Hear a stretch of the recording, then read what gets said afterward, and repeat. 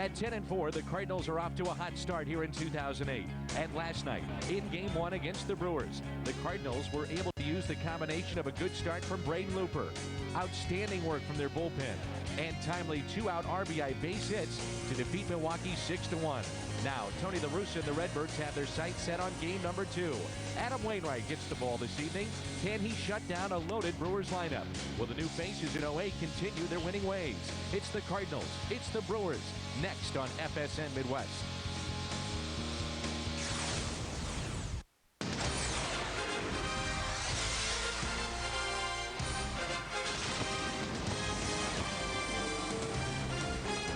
From the Champions Club, we bring you Cardinals baseball tonight. It's the brand new Champions Club here at Busch Stadium. The Milwaukee Brewers in this young season off to not a bad start, 8-5, but how about the Cardinals? An unbelievable start at 10-4. They've been closing the deal, and that means the bullpen. Whether middle relief coming through with Kyle McClellan, he was terrific last night in a tight spot. How about the setup man from a year ago, Ryan Franklin, trying to carry that over to 08, and 14 away from that elusive 300 in his career. That's the closer, Jason Isringhausen. From that closer to this closer, that's my partner, Albert Bosky. I'm Dan McLaughlin. Welcome to the broadcast booth and Game 2 here on FSN Midwest. When you look at this bullpen, it has been a little bit of a surprise. The Cardinals' start has been a surprise, but pitching is the name of the game, and the Cardinals are getting that late innings. Absolutely, and it's really been a lot of fun to watch. We felt like this was a strength a year ago. We think it's going to be a strength this year. You know, Springer goes out, but yet Kyle McClellan has really stepped up. He not only did Springer's job, he also did his job in the 6th and 7th inning. And then you turn over to Franklin. After a first couple games where he struggled a little bit, he's been outstanding ever since. And Izzy, you know, he only blew 2 saves last year. He blew one over the weekend, but he had converted 23 straight save opportunities. He's still the best closer in the Central Division. Now you turn the page, you look at game number 2. In game number 1, 4 walks for Prince Fielders. So the question is, do the Cardinals pitch to number 28 again or not tonight? And he's had a little success against Adam Wainwright, but I think Adam is the kind of guy that he will pitch according to situations. You don't want Fielder to beat you. Now, he doesn't have a home run. He was the youngest to get to 50 home runs in Major League history. He did that a year ago. But you have to respect his power, but you also, this is a pretty good lineup that can do a lot of damage throughout it. Yeah, it's one of the best in the Central, and one of the best is on the mound for the Cardinals tonight. That is Adam Wainwright trying to pick up win number 2 this evening. But when we come back, we'll talk about the power in the Cardinals lineup, and we'll flash back to a World Series year of 06 in Albert Pujols. That's coming up next on FSN Midwest.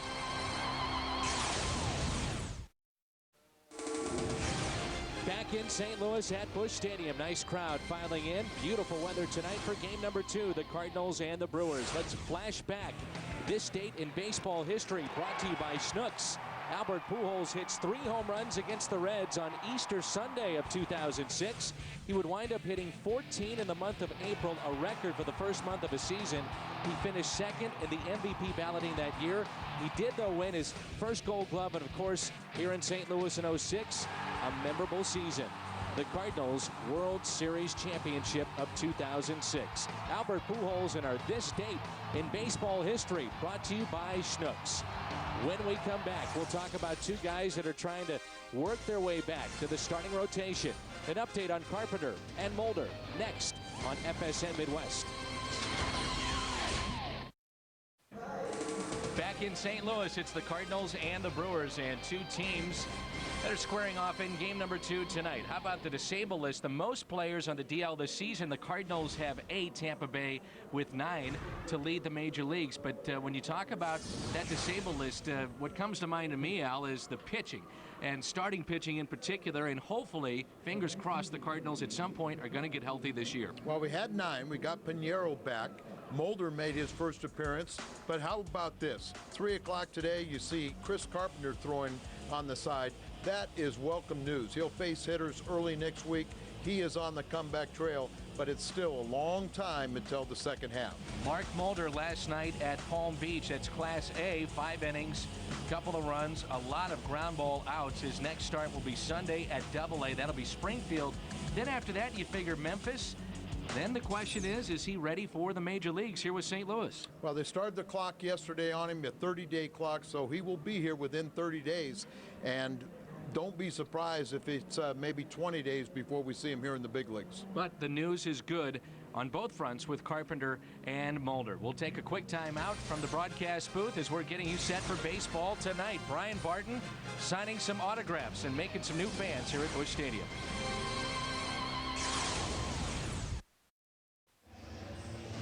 Cardinals baseball brought to you by Budweiser. Reach for the perfect balance of flavor and refreshment. Budweiser, the great American lager. By Auto Tire. For the lowest prices in town with 26 locations to serve you, you ought to go to Auto Tire, the tire pros.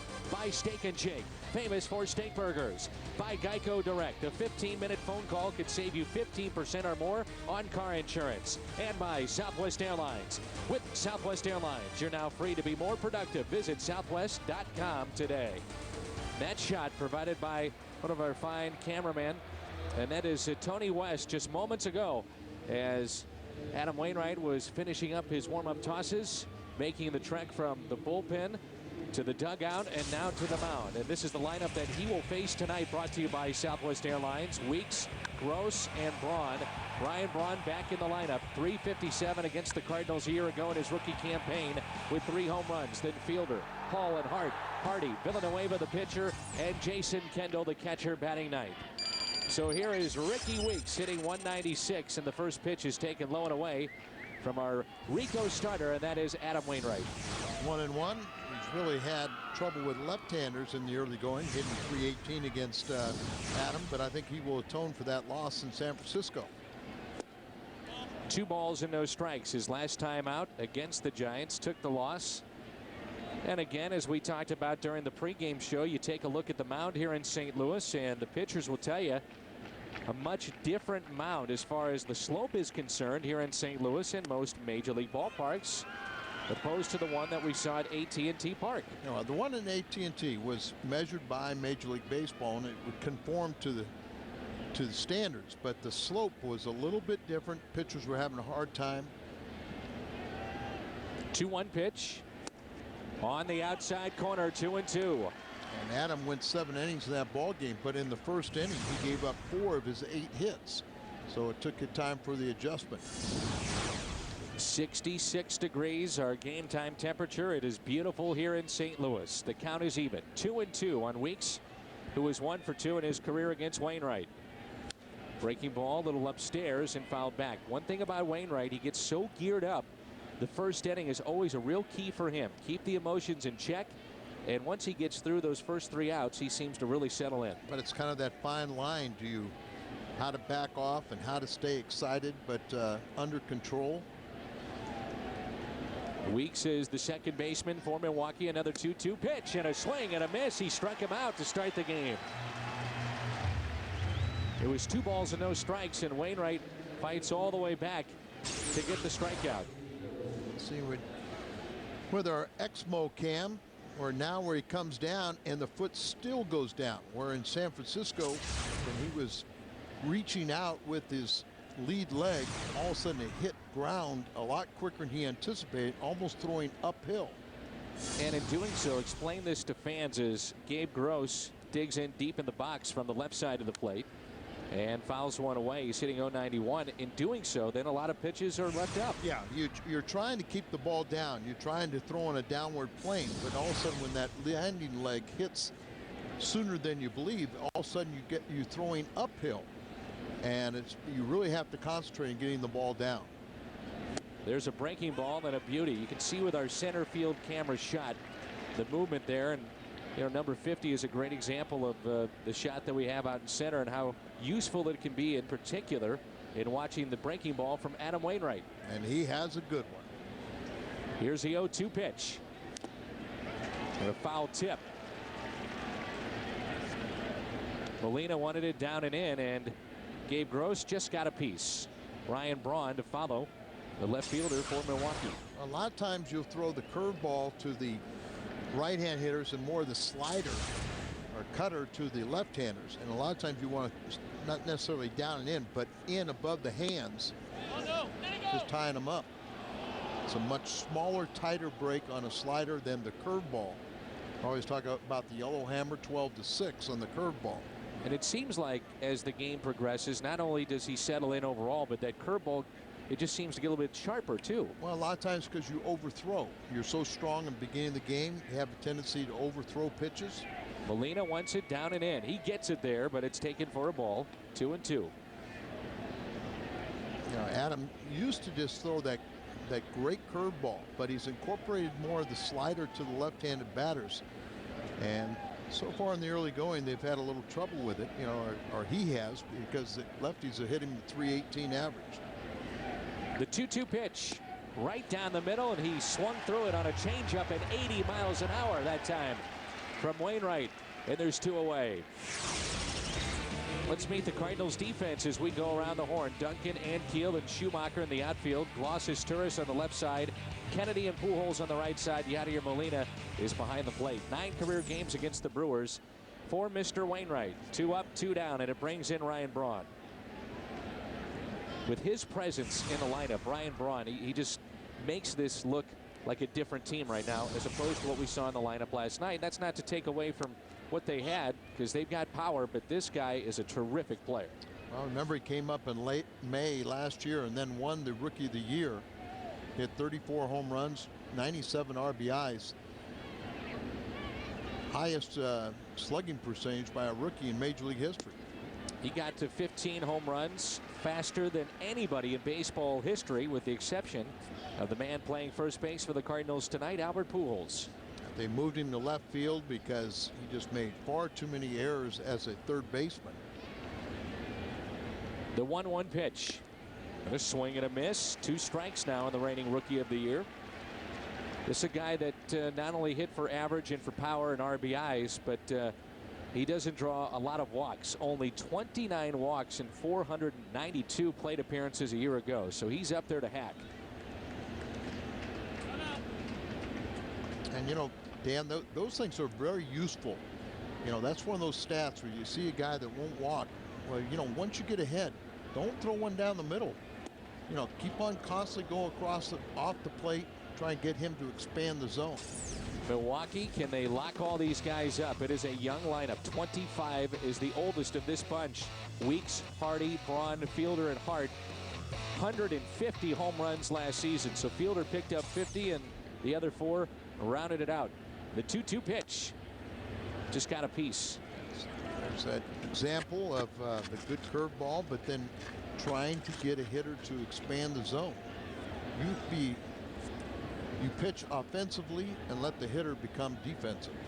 Doug Melvin was asked about, there you see the Exmo breaking ball from Wainwright, about all these young guys. And he said, look, if you look at baseball right now, people are trying to lock players up. And speaking of being locked up, jam shot popped up, and in particular trying to lock up that young talent before they hit free agency. Good start for Wainwright. First pitch to Skip Schumacher was taken for a ball. Number 2 on the way, a little bit lower, and that's a strike. 1 ball and 1 strike. Couple of hits last night for Skip. He went 2 for 4 in game 1. Pair of 2-out RBIs last night, and that is crushing. Those 2-out RBIs. This one will slice down the left field line and find the sheets out of play. This is our Rico starter for the Milwaukee Brewers, Carlos Villanueva. Well, they consider him a breaking ball pitcher. And a lot of different off-speed pitches. The 1-2 pitch is they set up outside, and it's taken 2-2. So having said that, what do you think the mindset is for Hal McRae and his game plan tonight? Well, you want to be aggressive. You want to get a pitch that you can drive. But the one thing is keep your weight back. There's a ground ball. Fielder can't come up with it. And a base hit for Skip Schumacher into right. He couldn't buy a hit in the first week, and now they're coming in bunches. Schumacher, the leadoff man, his last 6 games, and this is on the rise. He's now 12 for 25 to add to that graphic. Then Duncan, Pujols, Ankiel, Gloss, Molina, Kennedy, Wainwright batting 8th again, and then Cesar Izturis, our Southwest Airlines starting lineup for St. Louis. Good to see Skip Schumacher come alive. And now it is Chris Duncan. It's the same lineup that we saw last night. Duncan with 1 home run, 4 RBIs, and batting .310 after a very, very tough spring. 1 for 3 last night with an RBI. Playing himself back into shape. There's a lot to be said for that, because the beginning of last season he was dealing with a knee problem, and then you looked at the sports hernia situation that he had. So really, this is the first time in a while he's been in major league caliber games where he feels close to 100%. 2-1. Our Ford key comes from Hal McRae, pitch maker who has 3 quality off-speed pitches that he knows how to utilize. Hal McRae, the Cardinals hitting coach, in our Ford key matchup, and his thoughts on Carlos Villanueva. That's what you're talking about. Yeah, Villanueva is only 24 years of age, but to have that ability to control the off-speed pitches, he pitches beyond his years. Always so important, not just to pick up base hits, but trying to get on base, drawing walks. A curveball, a throw to second, not in time, and Schumacher steals a bag. I was about to say the Cardinals have already drawn 62 walks this season. You like to see that. Well, Kendall a year ago really struggled in the throwing department. Much better this season, but with a breaking ball pitcher, that base runner should get a good jump, and then with a high throw, there was no contest. Chance for Duncan here, and he draws a walk, and now you're asking for trouble as Albert Pujols will dig in. Nobody out. Runners at first and second, and Pujols will dig in. Matter of fact, Jason Kendall last year, you see him visiting now with Villanueva, only caught 2 base stealers out of 54 tries, and this season he's now 4 for 13.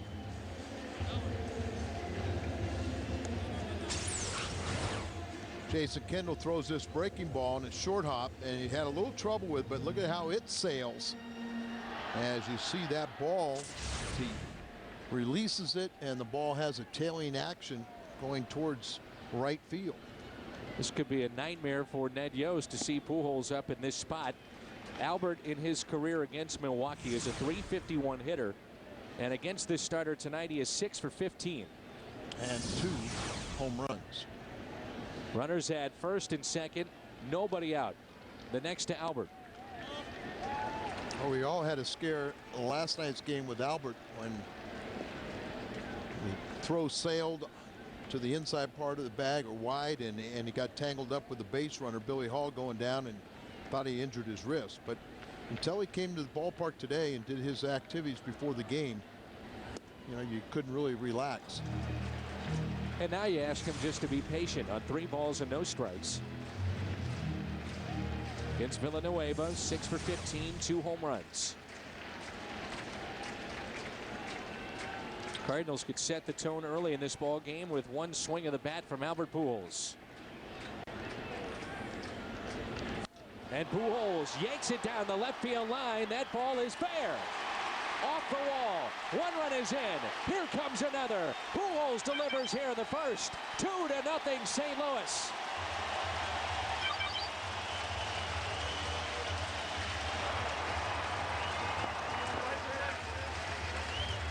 (3-0). You expect him to jump after a pitch. Got something up, and he yanked it down the left field line. Yeah, 2 ball up there. He can turn on a high pitch. You know, they say you can't, that ball will find you. You can't hide somebody. Braun out there in left field, and maybe not fair to say, but he had trouble with that and cost the Brewers another run by letting that ball elude him. And here's one of the great stories so far in 2008. Rick Ankiel, 2-0 Cardinals. Boy, you gotta feel great if you're the Cardinals with Wainwright on the mound and already a 2-0 lead here in this first inning. But you have to be very greedy also. Strike 2 on Rick Ankiel. Ankiel was 2 for 4 last night. Pujols now with 10 RBIs. Ankiel does not chase. 1 ball and 2 strikes. Pujols the runner at second, and still nobody out. And you're playing Rick, at least in the infield, to pull the ball, as J.J. Hardy, the shortstop, playing nearly behind the second base bag. What do you think the pattern has been as far as how they pitch Rick Ankiel? Not just Milwaukee, but really league-wide. Well, Dan, a lot of times I see they pitch a guy one way, but it's the opposite of their defense. They've got him to pull on the infield and the outfield. And that's why I'm asking. And everything, and then they're working everything inside, which would be the case. But let's see Kendall set up away. Slices foul and out of play, 2-2. And I keep on saying, the more that he sees, one of the natural progressions for Rick Ankiel is that ability to take that outside pitch and drive it to the opposite field.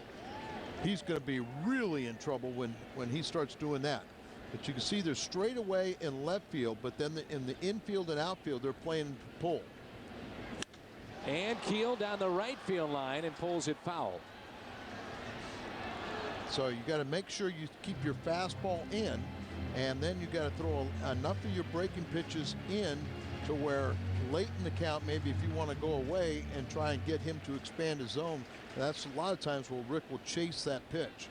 When he learns to drive it to the opposite field, look out. 2-2 pulled foul again. What a year he's already had so far. Home games hitting 300, 14 home runs, 45 RBIs in his career. We talked about it. On the road struggles. The comfort level here with these fans and playing here at Busch Stadium, obviously very high for Rick Ankiel. And this is a fun team to watch. 2-2 is the count on Ankiel. I remember last year he had a career afternoon on getaway day. We went on the road and he was like 1 for 30 at one point. So it's still too early to have a track record that a couple good games on the road and those numbers can get swayed pretty easily. At least you hope he pulls the baseball so that Pujols winds up over at third with only one out. Inside, and it's 3-2. Already a bunch of pitches here in this first inning. 23 for Carlos Villanueva in our Volkswagen pitch count. 12 balls, 11 strikes. Not a good ratio at all. And nobody out here in the first.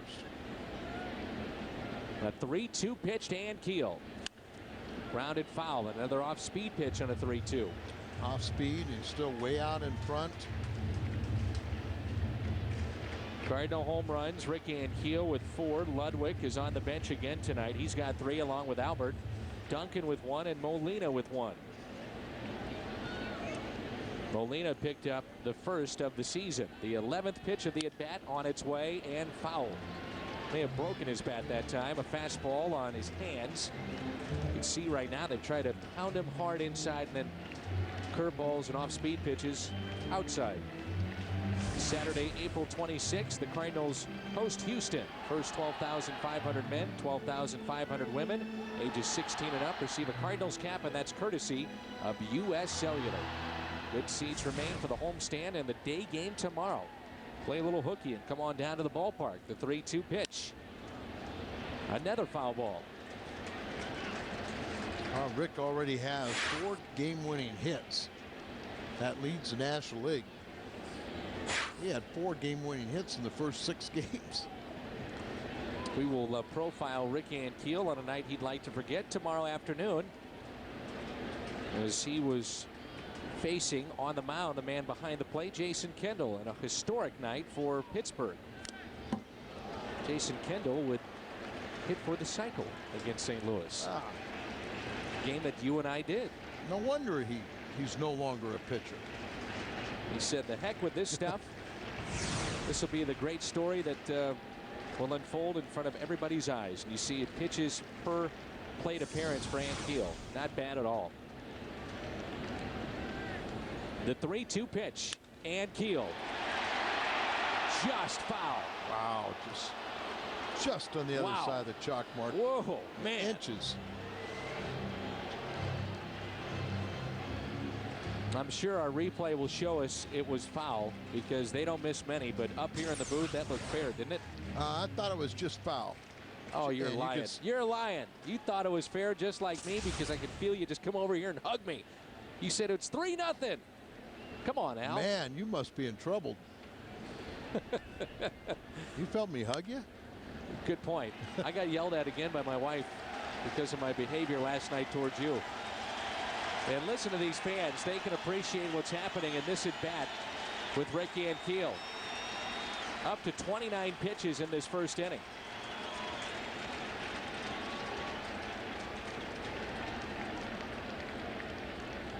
The 3-2 pitch. And fouled back again.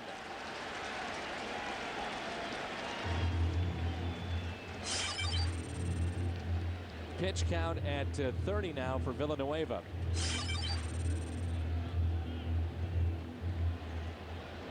Now we got to sit there.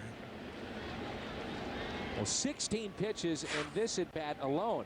Number 17 is on its way. And he takes a walk. What an at bat by Rick Ankiel.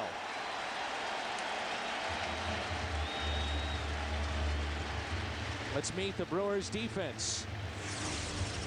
Some of the fans on their feet to applaud that at bat. And already a visit on the mound. Braun is out and left.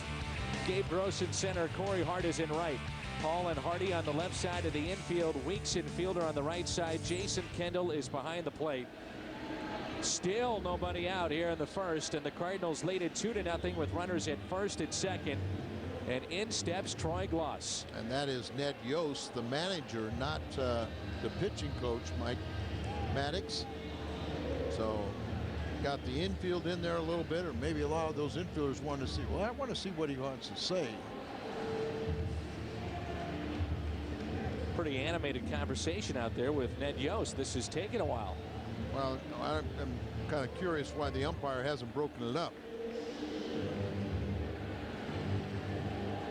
The Cardinals are off to the start with a record of 10-4, and yet Troy Gloss has not homered. It's been other guys in the lineup that have really picked it up. Gloss, though, with 8 RBIs. I was talking to one of the Cincinnati advanced scouts, and he was saying, well, you know, Troy Gloss isn't going to have those numbers are going to be on the rise for him. The book on Gloss, his entire career, is that he's been very streaky. He's had a handful of doubles already this season, but we're waiting for that offensive explosion to happen, in particular with the home runs. But he has been a streaky hitter in his career. Runners at first and second, nobody out. Cardinals with 2 hits and 2 walks here in the first. Ball that scoots away from Kendall, nowhere to go for the runners. Jason Kendall has really made an impact with this ball club. You know, they just talk about the great job he's done working with these pitchers and everything, but Troy Gloss came into this action with the same amount of RBIs as Albert Pujols. He's got a chance to pass him. One swing of the bat. With one swing of the bat. Albert now at 10 with his RBI double to play 2. Outfield is deep for Troy Gloss. You wouldn't figure it would take teams, very long to figure out where to position the outfield with a guy like Gloss. And Troy hits it high in the air out to left field. Ryan Braun is there near the line and puts it away for the out. Spent a year in the National League, did Troy Gloss, and of course you have video on all those at bats with Toronto and Anaheim. It's at one time a change in leagues was a big thing, but now with all the video you have, some of the interleague play, it shouldn't take that long. Here's Yadier Molina. First pitch to him, and a swing and a miss. Molina on the season, batting .286. You'll take that with 1 home run and 6 RBIs. Sunday, quite a day for the Molina brothers. Benji and Yadier both went 2 for 4. Their head-to-head matchup in San Francisco. Jose 2 for 4 for the Yankees in Boston. First time that 3 brothers each had 2 hit games on the same day since Felipe, Jesus, and Matty Alou. They did it back in 1972 with the Yankees, the Astros, and the Cardinals. That's a strike. Hear that up here from our home plate umpire. No balls and 2 strikes. Kind of tapping the front foot as he squats and gets ready. Shin protector on there, but see the up on his front toe. Yadier Molina was taking ground balls today. Oh, no. And the man that was hitting the ground balls to him, the Fungos, Albert Pujols. And Molina was over at third base. Part of the conditioning, but it's also, make yourself valuable. At some point in some game, we've seen Molina go to first base to stay in a game, but maybe at some point he might need it over at third. Count of 1-2 with 2 runners on. And Pujols on his way to third and out. Not a good base running play that time by Albert. Albert trying to remember that Kendall had trouble throwing, but gets away from him slightly and looks like the leg gets in there, but the throw beats him. A lot of times, and that's pretty safe. But that's the difference of sliding feet first and hands first. Hand first, that infielders not afraid to dive with and put that glove down there. If you start sliding feet first, they're a little cautious, and you saw he missed him when he first tried to apply the tag. 2-2 pitch to Molina on its way.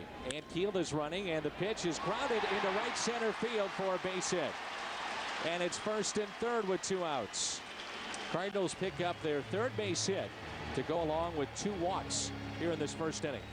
Perfect execution on the hit and run. Try to hit behind the runner and got a breaking ball. Good piece of hitting just away there. And you wonder if Ricky Weeks, the second baseman, got screened by the second base umpire. So part of that timing mechanism with the toe, then he gets out there, got a breaking ball down and away, and he went that way, hit the ball sharply, and looked like Lance Barksdale might have screened Ricky Weeks.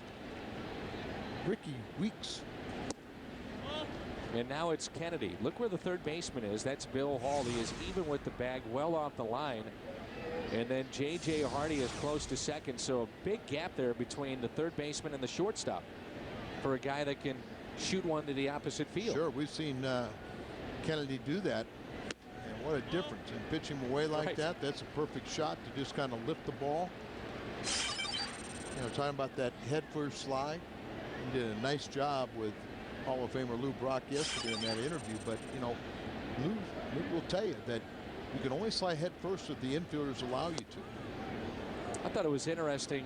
I said, when did you know that you were starting to turn the corner in your career? And he said, when I felt that I could control the strike zone, not the pitcher, but I did. And of course, he led baseball 8 different times in stolen bases. And baseball certainly has seen a downturn as not many guys are stealing anymore or trying to generate offense. There's a handful of guys that do it, but not many. Well, I think it'll come a little bit back in vogue. There's a couple reasons. Because of the home run. He didn't want to run into an out with a man on base. Everybody was hitting home runs.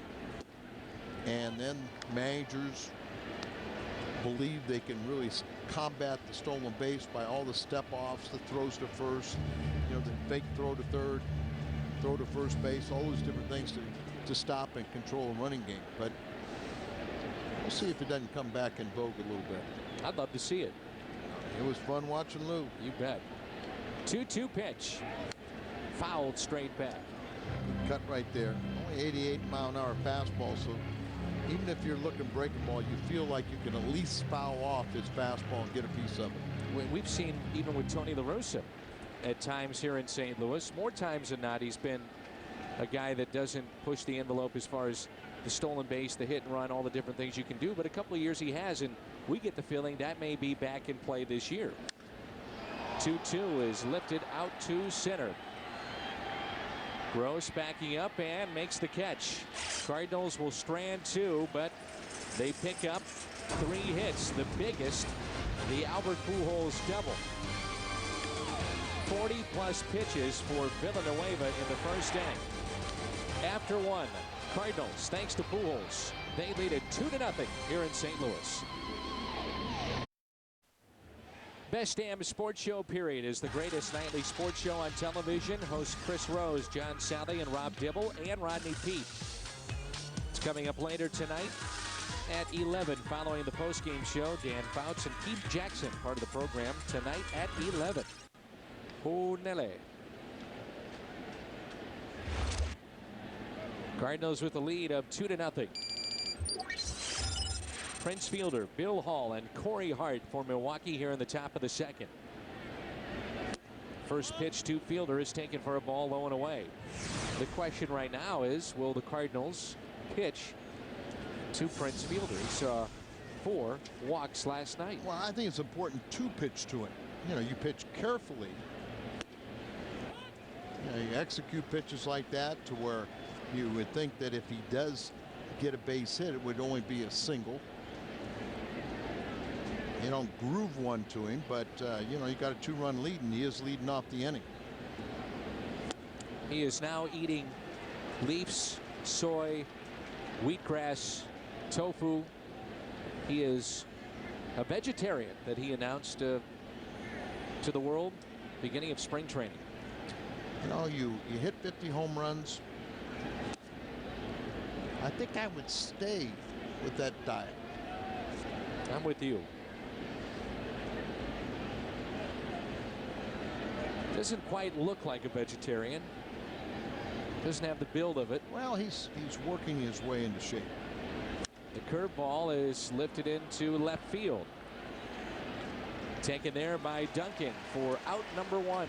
4 up, 4 down to start this game for Adam Wainwright. Where's the beef? The longest that Fielder has gone at the start of a season without hitting a home run is here in 2008. Now 13 games.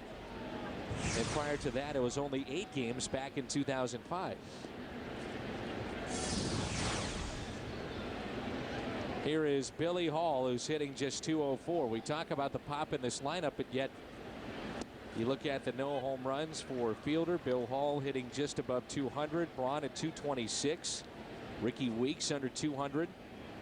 J.J. Hardy is under 200. At some point, these guys are all going to hit. The track record is there, but when is it going to happen? Let's hope it doesn't happen soon. Cardinals in the midst of 5 of 8 against Milwaukee. This game is presented in beautiful high definition here on your home of the Cardinals, FSN Midwest. 2 outs, and it brings in Corey Hart, the right fielder, hitting .319 with no home runs and 6 driven in. Pitching has been spectacular for the Cardinals so far this year.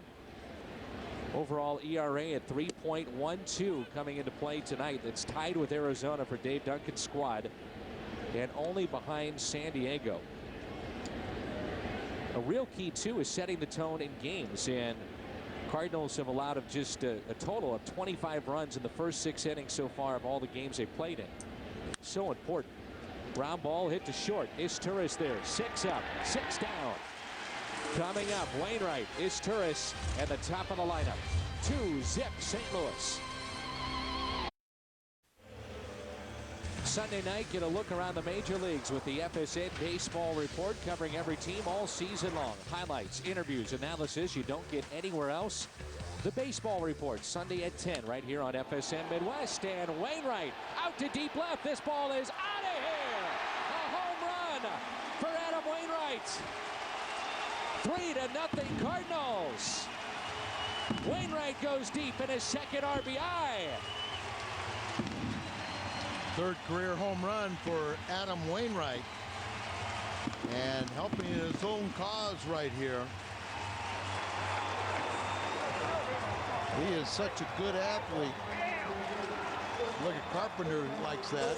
Looper likes it. But no doubt about it, missing location. Too much of the inside part of the plate, and he turned on it. He has done that before. Did it out in San Francisco last year. Kendall back to talk to his young pitcher. Kendall has done a great job. You know, not only is he swinging the bat well, but and there you see him, that follow through, last and liftoff. But Kendall's a great handler of pitchers, and that's hadn't always been the case. And these pitchers know that they've got somebody that's trying to help them. 1-0 pitch to Cesar Izturis. 1 ball, 1 strike. Of course, Jason Kendall, his father, former major leaguer and a coach. So he comes from good bloodlines. And I remember talking with Jason a couple of years ago, and he was telling me that basically he grew up in the clubhouse of the San Diego Padres. Was around the ballpark all the time with his dad.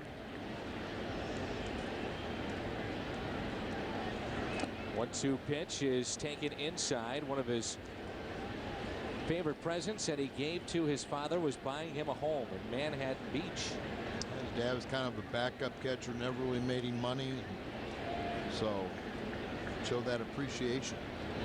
The 2-2 is Turris into right. Hard backing up near the track, and he'll make the catch. Adam Wainwright has made it a 3-0 St. Louis lead. Boy, is this team fun to watch or what?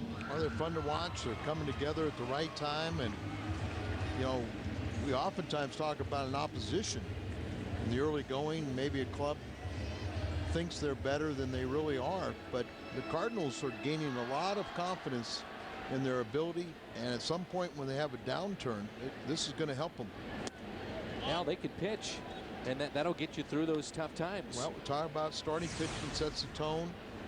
Still a little concerned because we're using the bullpen so much of the time, so many appearances.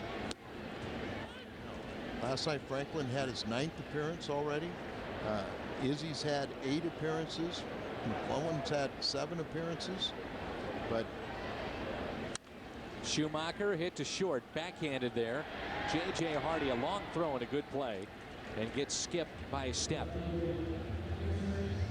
Recent college graduates looking for a career change will join us for the 2nd annual career fair.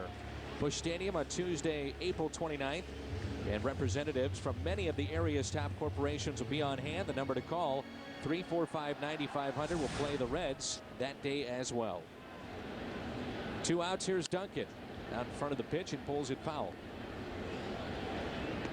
What I find kind of fun is watching the outfielders come together. In particular, you know, you've got Schumacher and Duncan and Keel, Ludwig and Barton. There's a look at Brian Barton, but all these guys, for the most part, played at some point in the minor leagues with each other. They went through the struggles of trying to get to this level, and because of that, there's a tightness to that group and a friendly competition. Sure. And nice problem for Tony to try and find 3 outfielders every night out of 5 productive bats. Trying to keep guys sharp. And I'm sure, you know, Schumacher got a lot of words of encouragement from his competition when he was struggling. Into shallow center. Taken there by Gross. He'll put it away. A leadoff home run from tonight's starter on the mound. Adam Wainwright, his first of 08, 2nd in his career. 3-0. Cardinal Baseball on FSM Midwest is brought to you by Kia Motors. Kia, the power to surprise. And by Aflac. Aflac, ask about it at work. Al, I misspoke. Wainwright now with 3 career home runs. Not 2, but 3, but his first here in 2008. So he's got one against Noah Lowry, I believe, of San Francisco. I remember that one. The other against Washington, at Washington, off of Matt Chico. And so his first St. Louis home run. Troy Gloss is still looking for a St. Louis home run. J.J. Hardy retired. And that is a 7 up and 7 down to start this game for Wainwright. Here's the pitcher, Carlos Villanueva's. Ned Yost has been using the pitcher batting 8th when Jason Kendall has been playing, which has been the majority of the time. And then Kendall serves as the secondary leadoff man as he will bat 9th. What's interesting, though, about the way that Ned Yost has been doing this is that for a good portion of the first few weeks of the season, he's had Prince Fielder hitting 3rd, Braun hitting 4th. But tonight, he goes back to what we saw a year ago, which is Braun 3rd and Fielder 4th.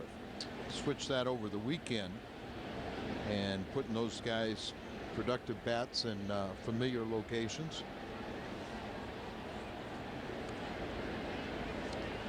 The guy's got 50 home runs, and the other one had one of the best years ever from a rookie. I'm not sure I switched things up.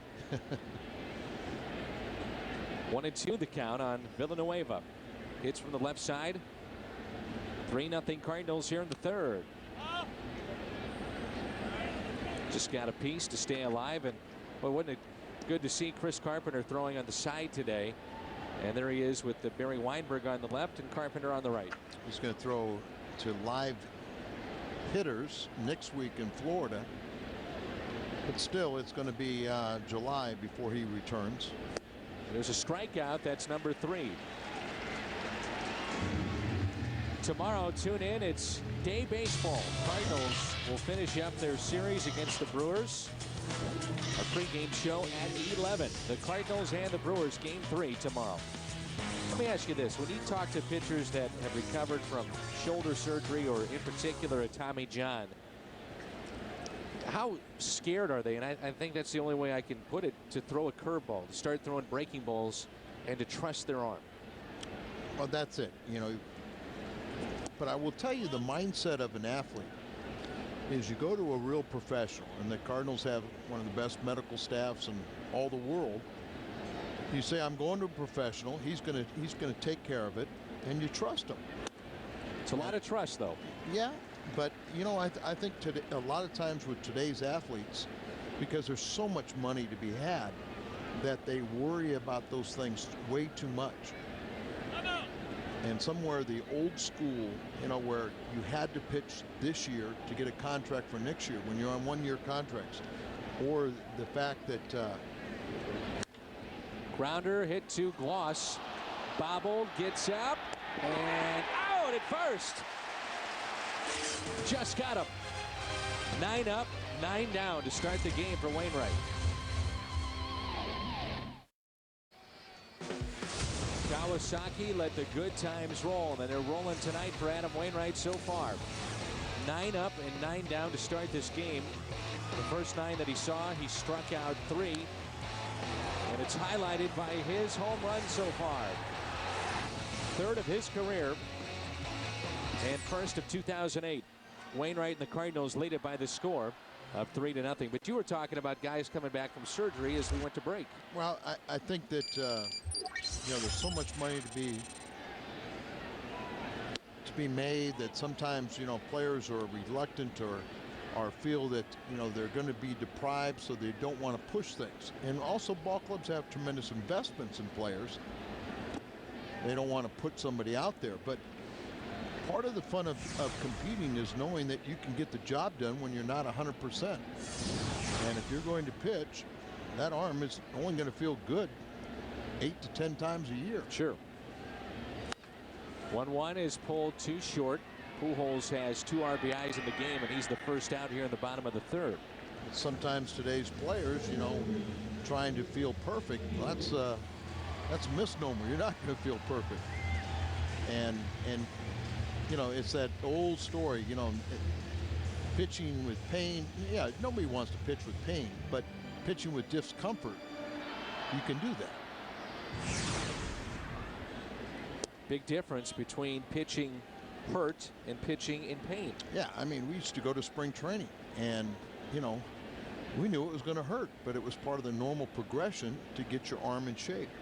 The 1-0 pitch, and Keel fouls it back. And Keel, a terrific at bat his first time up, nearly saw 20 pitches that eventually drew a walk. I was visiting with Keith Moreland. Remember Keith Moreland, sure. Longtime Cub, over the weekend, and he works for the Texas Longhorns. He does a lot of their baseball games, and I started to ask him about arm injuries. He said, I'll stop right here. I'll explain to you one guy that, to me, does it the right way. Now, whether or not he gets hurt, I'm not so sure, but in my opinion, he does it the right ways. And Keel is out number 2. Make sure to visit Busch Bash in the Ford Plaza prior to every Friday home game. Jason Isringhausen will be there on Friday night this week. 345-9000 to call. I'm curious to find out who. He said Houston Street, who's a guy that has been injured with the Oakland A's at times in his career. He said, but he was the closer at Texas. And he said he would go out in a weekend series and close out a game on a Friday night, close out Saturday. He said, and before every game, you'd see him taking ground balls in the hole at short and throwing across the diamond. His whole belief, Street's whole belief, was you have to throw. And he said, firm believer. and he said it was amazing watching some of the other guys thinking he was crazy. He said, but I'm telling you, Dan, that's the way you have to do it. You have to throw. Well, that's kind of the Johnny Sane theory that, you know, if you don't use it, you lose it. And you talk to a lot of guys, you know, that get into coaching, and maybe their careers ended because of arm injuries. But now they become a coach and they got to throw batting practice. And sure, they're throwing at 45 feet, something like that. But they tell you that by throwing batting practice almost, say in the minor leagues, almost every day, one of these coaches, that at the end of the year, they're saying my arm feels better than it has in years. Well, that's what he said with Street. He said Street never refused to throw, even if his arm was sore. He wanted to throw because he felt that strengthened his arm and got out whatever kind of problems he may have in there. And a lot of professional people are very critical of college coaches, especially some of the college coaches that get into the College World Series, particularly with a junior that is going to go professional or a senior that is almost like, okay, they can't do us any good anymore, so they always worry about abusing them. And it's not uncommon for a lot of guys drafted in the June draft that in the air to right, that a club prefers them to have a lengthy negotiation because they don't want them to pitch them because they know they've been abused by their college coach. Some of the fans here at the ballpark enjoying the Champions Club, one of the new additions here at Busch Stadium. Check it out online. It's 3-0 Cards. Cardinals with 4 hits, and they lead it 3-0 as we move to the top of the 4th and the top of the lineup for Milwaukee. Ricky Weeks, Gabe Gross, and Ryan Braun for the Brewers. Weeks struck out swinging after he was ahead in the count, 2 balls and no strikes. Wainwright came back in that at bat and got him.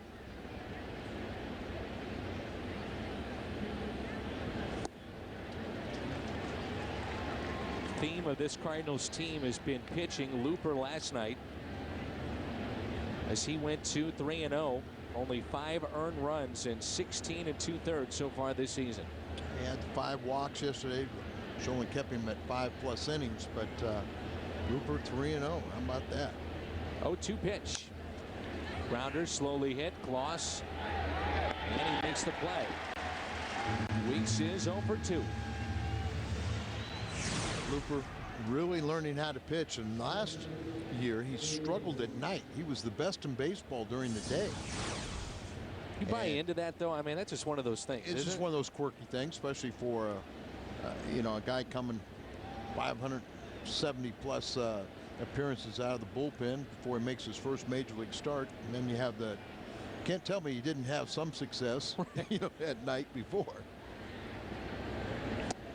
Gabe Gross looks at a strike. It was a very good pitch, the out pitch to Weeks.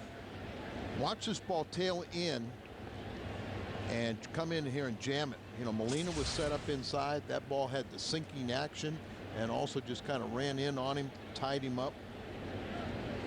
0-1 pitch to Gross with Braun to follow. On the outside corner. That's twice now he's gone to the outside corner. Al, as you well know, for a guy that is around the plate time and again, you start to get those calls that are borderline. Good point, Dan, because if you can make those, execute those pitches, and all of a sudden in the mind of the umpire, he thinks all borderline pitches are going to be called strikes. 0-2 pitch outside, and it's 1-2. Gross struck out swinging first time up. 0.87 his average.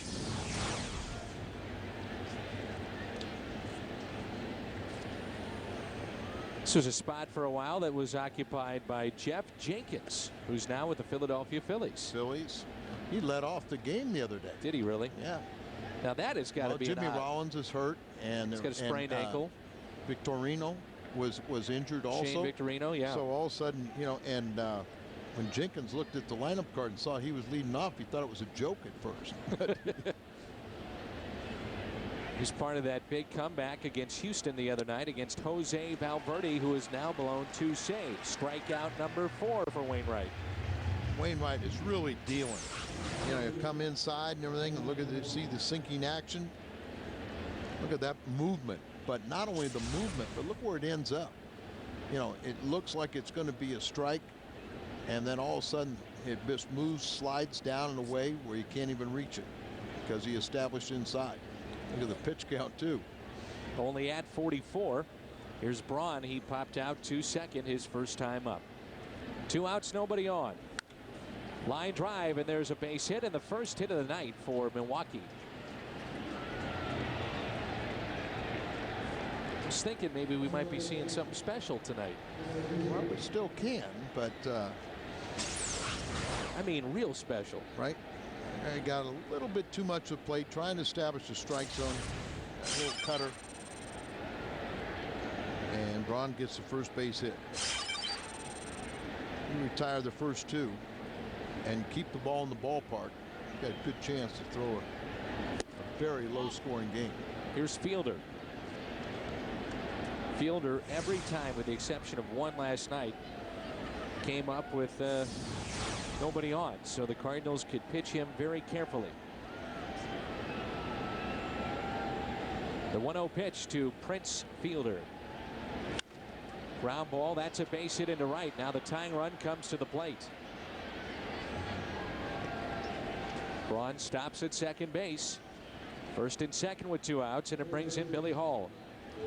That was only the 3rd hit in his last 25 plate appearances, but when the guy hits 50 home runs, you know he can generate some bat speed, and he turns on that pitch. It's not a bad pitch. He looked to be a little bit tied up even. Yeah, well, but that body, you know, it's amazing how vegetarians can get around on an inside Well, they fastball. get around on it, and they're strong enough to kind of muscle the ball.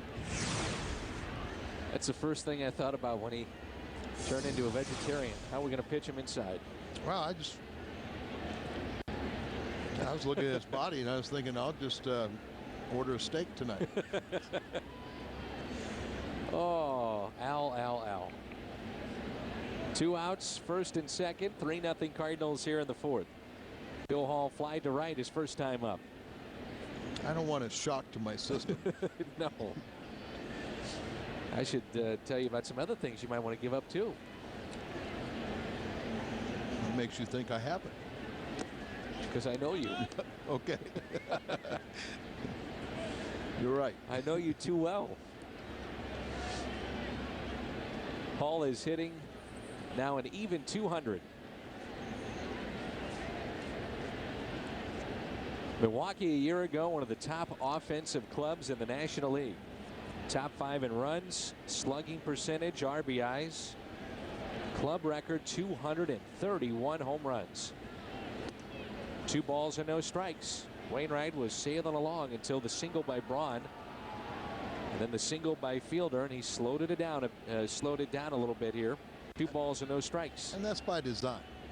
You know, sometimes you get in such a groove and you just throw a pitch after pitch, and then now all of a sudden you get a couple guys on and you go, okay, let's back down a little bit, think these pitches through. The 2-0 pitch to Hall. Good pitch on the outside corner. 2-1. That's the same pitch that, you know, maybe the location a little bit different, but that's the same pitch. Yeah, much better location than Braun got on the first base hit. That little slider stayed up a little bit, but he was trying to get ahead in the count. First and second, a 2-1 pitch. Here it comes. 3-1, and Corey Hart to follow. Well, you have to respect Billy Hall. 2 years ago, he hit 35 home runs as a center fielder, and this is the 3rd consecutive year that he's changed positions. Shortstop, center field, and now third base. Milwaukee has struggled against right-handed pitching, and that's the case for Billy Hall in his career, just over 250.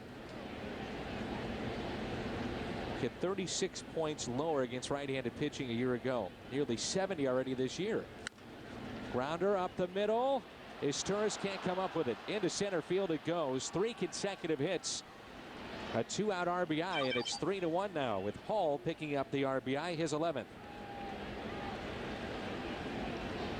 Thought Izturis might be able to get a glove on it, just knock it down, but wasn't able to do it. It didn't seem like it was hit particularly hard, so he's going up the middle, set up away, and just Not the bad pitch, so he didn't get enough of it. You have to believe Izturis was playing in the hole, as he just couldn't get the former Gold Glove winner. Couldn't get to that one. In steps Corey Hart. And out of all the players that we've talked about, this guy is off to a good start. 2 outs, 2 runners on, and again Wainwright falls behind. He was kind of the unknown player. He was a Brewers unsung hero and the recipient of the Brewers Good Guy Award. He's tall, he is lanky, and he's got power, despite the fact that he has no home runs this season.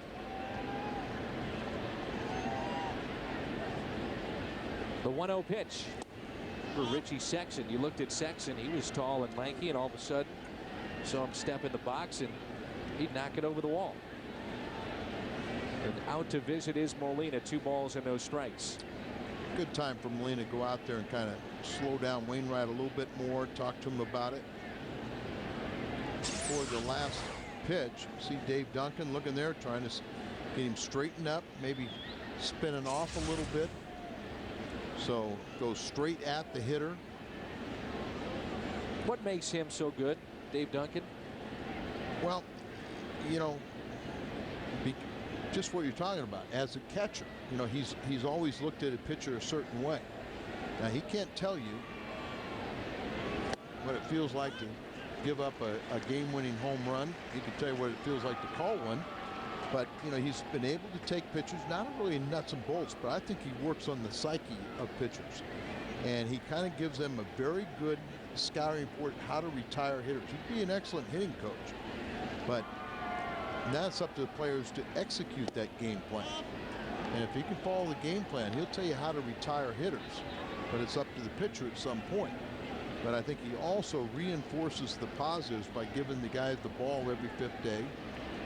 He's been a pitching coach at the big league level longer than any other pitching coach in history. 3-1 the count on Corey Hart.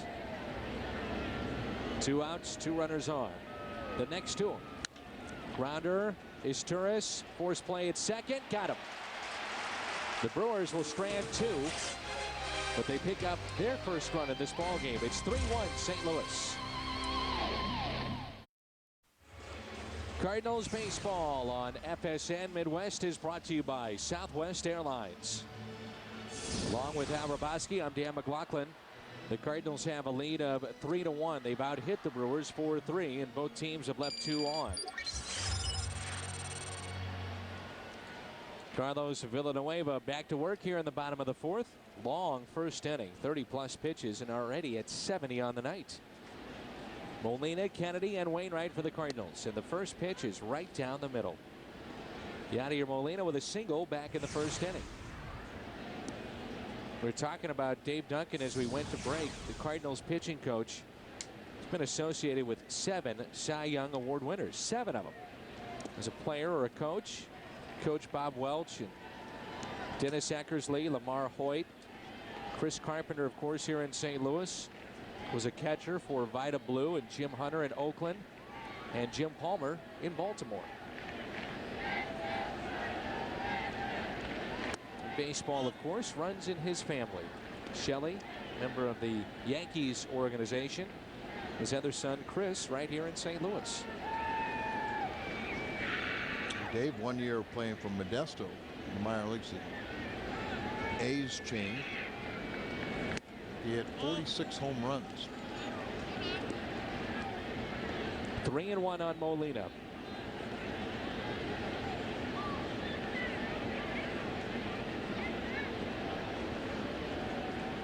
Next to Yadi.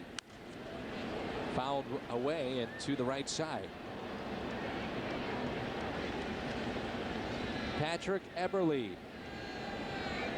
Of course, Patrick's mom, one of our favorites, Kim, works at Fox Sports Midwest. Yeah, happy birthday to Patrick. Patrick, 18 today, and he is headed to Old Mizzou next year. Watch out, Columbia. Molina in the air to center for the first out. So happy birthday to Patrick Eberle. Molina is 1 for 2, and it brings in Adam Kennedy. Kennedy has flied out to center with 2 runners on. Might not be a person in our office that works harder than Kim. She handles everything. Everything.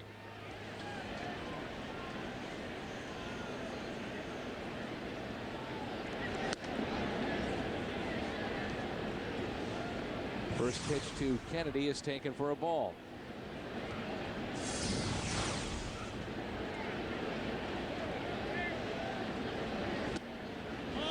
Two and 0. Kennedy with a couple of great defensive plays already this season. You could see him move to his right much better here in 2008 with some of those backhanded plays. And obviously it makes sense after having that knee surgery. How about Villanueva? You know, it's really settled down after that lengthy first inning and leadoff home run by Wainwright in the second. The 2-1 pitch.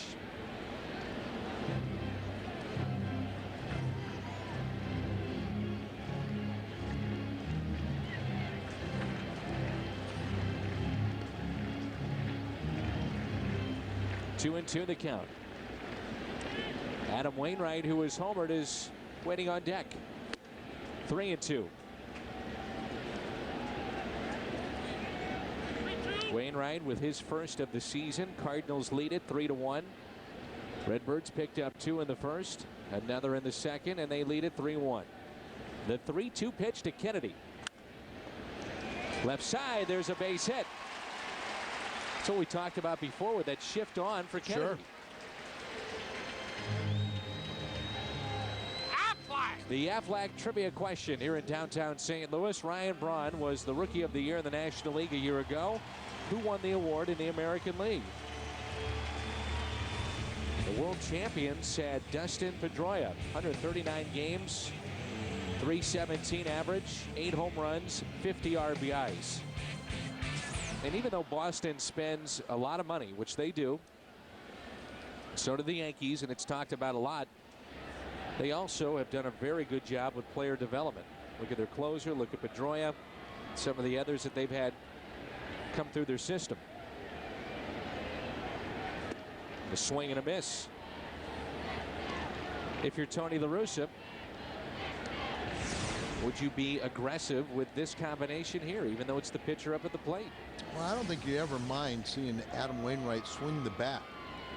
And, you know, there's already 1 out, so, you know, if you bunt successfully, it's 2 outs. You have a runner at second base, and this Turris really a singles type hitter. They're guessing and try the pitch out, and nothing happening. You could see a hit and run with Adam Wainwright. You could see the possible sacrifice. You know, that's the one thing.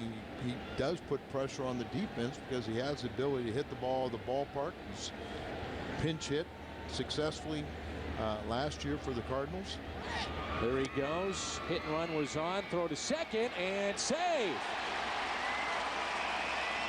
Head first slide and a stolen base for Kennedy. That's something that he could do a little bit of in the American League. Well, and we talked about season ended prematurely last year with a knee surgery, so he's feeling a lot better.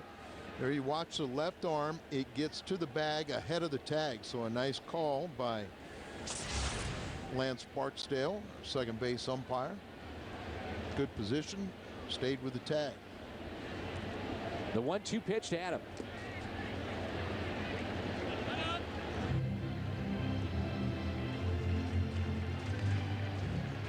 Well, right now, Tony La Russa, with this start of 10-4, has to be very pleased with the way that his club has been playing the game. They're playing the right way. They don't make many mistakes.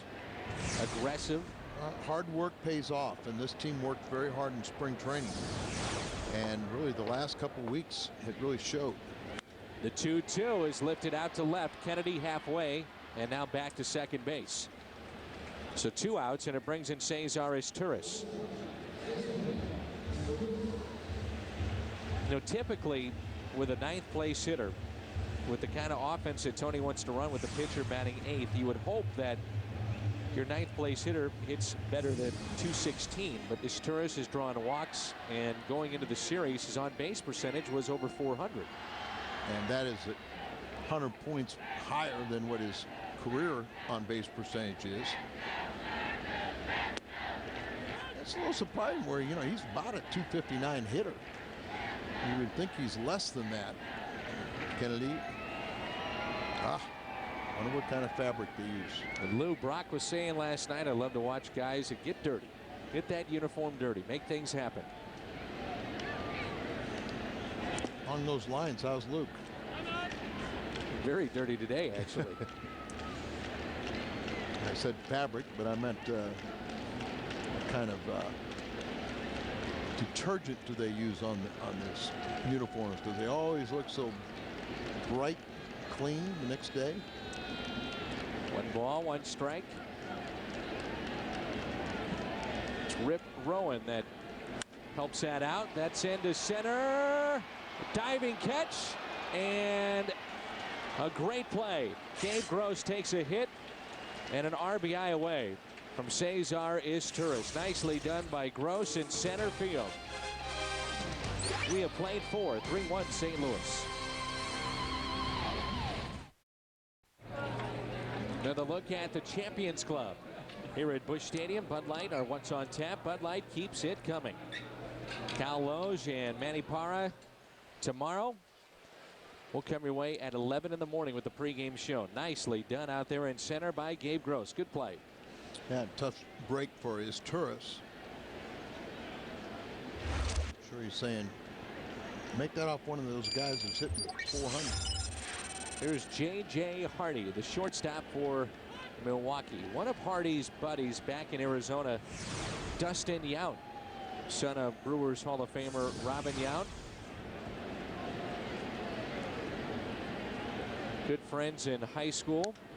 There's a chopper taken there by Troy Glaus. Of course, Robin Yount almost gave up baseball to play golf back in 1978. Contract dispute with Milwaukee. Yeah, and that created an opening for another Hall of Famer, teammate Paul Molitor. But I remember when he did that, and you know, people thought he was crazy and everything, but he's such a good athlete.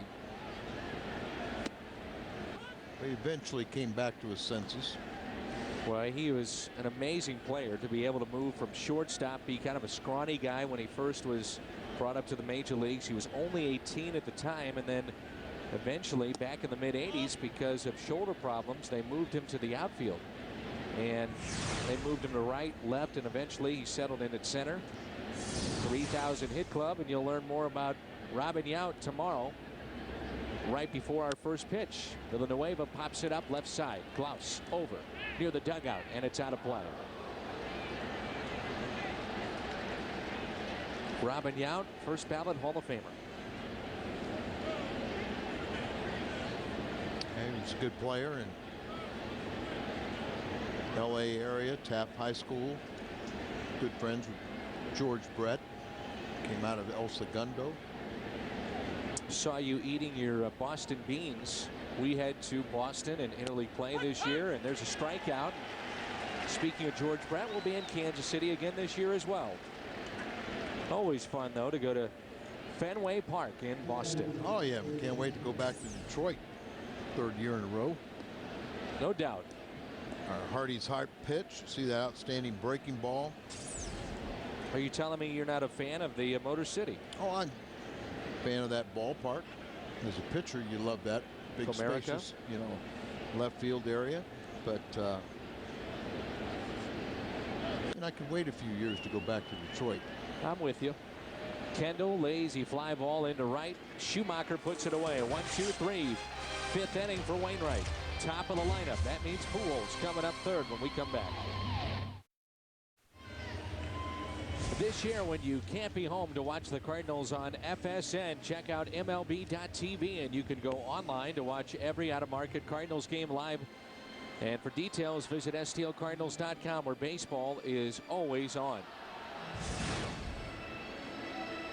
Feature that folks like about this ballpark, the history of the Redbird, the bird on the bat here in St. Louis. And those plaques are produced across the river, and a lot of fans have picked those those up, but they kind of add a little touch to the stadium. Here's Skip Schumacher. We were talking earlier about the 5 outfielders for the Cardinals. Barton, Schumacher, Duncan, Ankiel, Ludwig. A logical question, if they continue to play like this, Colby Rasmus, when will he arrive here at the major league level? I think it's a logical question. Well, it's a logical question, and it's a question that it wouldn't hurt Colby Rasmus to stay down there a long time, including the whole year. This is the first time he's been at the AAA level. You know, he's going to get to big leagues sometime this year, and maybe you know, all these lefties here are trying to. You got 3 left-handed hitting outfielders in there today, and Colby's a left-handed hitting outfielder. In the air, right field, well hit. At the track, at the wall, and it's off the wall. Schumacher is on his way to second. They're saying it may be a home run. He stops at second. It is a home run. Skip Schumacher, his first of 08. And the Cardinals lead it 4-1. Well, Ned Yost is going to come out and argue this, and he's got a legitimate concern because the umpires did not run out there. Now, in a line drive, they'll tell you that sometimes you can't run out there. And Dana DeMuth is the crew chief and the first base umpire. He wasn't sure. He looked back to the infield to the other umpires, and it was actually the third base umpire that kind of signaled that it was a home run. Now you see Corey Hart come in here to argue the case. And look at the Cardinals bullpen out there. They're near where that ball hit, and it looks like they're trying to figure it out as well. Well, you had that secondary scoreboard, and we'll see the Exmo here. He gives a ride. Boy, look at that follow through, but it's a low line drive. And it's a home run. You know, it's over the wall. See, it hits over here, and that is beyond the home run line. It's a good call. They call it right. That is a home run. His first of the season. Cardinals back to a 3-run lead. The secondary scoreboard is what the line drive goes off of. And there you see that scoreboard is beyond the wall. So good shot there. Good shot. Duncan, a base hit into right field. On base for the second time. Check it out. It's right by the G and going. Let's see where it hits. Come on up. Keep on going. Oh, yeah. That's a home run.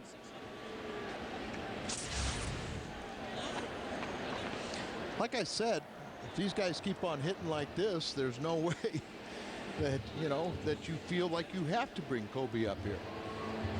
And he's going to get here on time. You know, he's going to get here sometime this year. Now the 5 outfielders, going to say it's going to be in September, expanded rosters. And Joe Mather, who was really off to a real good start there, sore back, ended up injuring his back and has been, I believe, on the disabled list now. But he was off to a better start. Well, now Pujols is up. Activity in the Brewers bullpen. Solomon Torres warming up in the bullpen. Schumacher's last home run was July 22nd of 2007 when we were in Atlanta. He had 2 home runs a year ago. There's Torres, the former closer with the Pirates, and one of the guys that has come out of retirement to play Major League Baseball again. Gabe Kapler was a manager at the A-ball level in the Boston Red Sox. Of course, his team didn't win very many games, so he's back here, and he's got a bum shoulder, and he's one of the most productive hitters early. Dylan was in the early 90s. He was a coach at Texas Tech University, and then the right-hander Solomon Torres was a pitching coach in the Dominican Summer League. The 2-0. Pujols reaches for it and it hits it out of play. Didn't play baseball for about 3 years. He was throwing that batting practice. Well, I'm Dan, telling you, that BP is where it's at. And his arm came back and throwing harder than the young prospects, and so he gave it a whirl, and he's had a nice career since that time. Remember when he first came up, he was with the Giants and had a bad outing that cost them the year, basically, and A lot of people felt that he would not be able to come back mentally, and for a while that was the case. Yeah, he was thrust into the rotation in a pennant race and lost a crucial game and just kind of had a meltdown. 2-1 the count on Albert Pujols. Up and in. Runner at first is Duncan. How much longer will Ned Yost stick with this right-hander? This will be pitch number 101 for Villanueva here in the 5th inning. Albert reaches for it. Shallow right field coming on Corey Hart. He'll make the catch for the first out. You don't see Pujols do that very often on a 3-1 pitch. No, he just, because that's when he's in the driver's seat. And that's what you talk about, trying not to expand the zone. You know, look for a pitch he can drive, and you know he's also an exceptional 2-strike hitter. Or Firestone in game box score. As Rick Ankiel will dig in. Ankiel has walked and grounded out to second. Give Villanueva some credit that he's pitching here in the 5th the way he started out this ball game. Didn't know if he was going to get through the first. He had 30 plus pitches and down 2-0 before he recorded the first out. Just joining us, Milwaukee did not get their first base runner until the 4th. Wainwright had gone 3 2/3 without allowing a walk or a hit. First pitch to Rick Ankiel. Hit the other way, slicing, and that will get out of play. There you see Ryan Braun. He is in left field. We talked about this a little bit last night, the fact that the Brewers had the 4th most errors in the National League last year. And when you only lose a division, falling back of Chicago by 2 games, you can look at defense as being a reason why. And you don't have to have a great pitching staff if you got good defense. I think if you look at the Cardinals, you know, when they won their fair shares of division titles, you know, you take a look at Suppan, a guy that would put the ball in play. Marquis at times tried to put it in play. They had very good defense. Ankiel in the air, and he just missed it. Back to first goes Duncan. 2 away. You sound like a hitter. Here we there. go. Come on, he just missed it. He missed what? The guy hit it a mile high. It sounded good as it came into the glove of the outfielder for the 2nd out. When are you going to go out on a limb and predict a home run? How about right here? Well, that would be your prediction. I'm just You want a throwing home it out run? there. You want a home run? Let's go back to Rick Ankiel. Did he just miss it? He popped it up right off the end of the bat. Right off the end of the bat. Yep, you're right. Uh-huh. He had 25 feet to the wall left.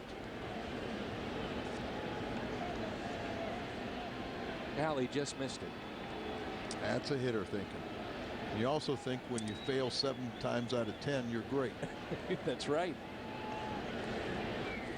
Home run number 1 is tapped foul. I expect you to join me in this home run quest for Troy Glaus. Of course you won't. You'll leave me hanging out on a limb. But if he hits one, then you'd say, I told you so. I'm looking for what I'm looking for, and when I see it, I'm looking for what I'm looking for. Oh, I will okay. predict it. All right, great. I haven't seen what I'm looking for yet. The 2-1. See, now that's, I can live with that. That's a home run cut. So now this next swing. It's a home run cut on a pitch that's a pitcher's pitch. It's up above the strike zone. You can't handle that. You swing through it or you pop it up. Come on, 8. Help me out here, will you? Let's go. 2-2. I need some help. Straight away, very deep in left field. 2-2 pitch. We'll take that. It's not a home run. At some point here in 08, he will get one. And I'll call one. You'll be on board with that. Yes, he's going to get his share, trust me. But right now he's got kind of a long swing. He gets jammed a little bit there. You know, he doesn't get his arms fully extended, but he did stay on top of it, hit the ball hard. That's a start.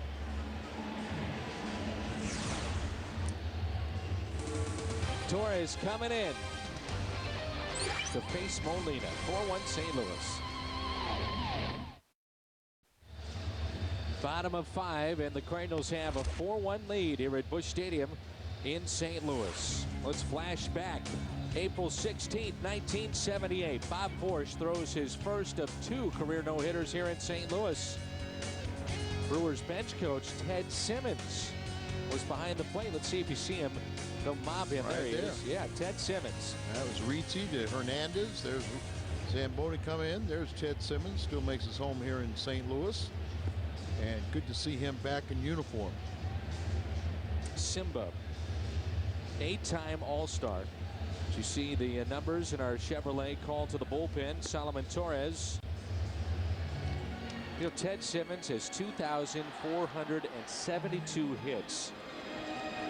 That's number 1 for a catcher, and yet you don't hear his name when people talk about the Hall of Fame. Well, Dan, I think one of the biggest injustices that Ted never survived the first ballot. You have to achieve 5% to stay on, and I mean, he was as pure a hitter in all of baseball in the 70s. He was one of the most feared hitter, line drive hitter, switch hitter.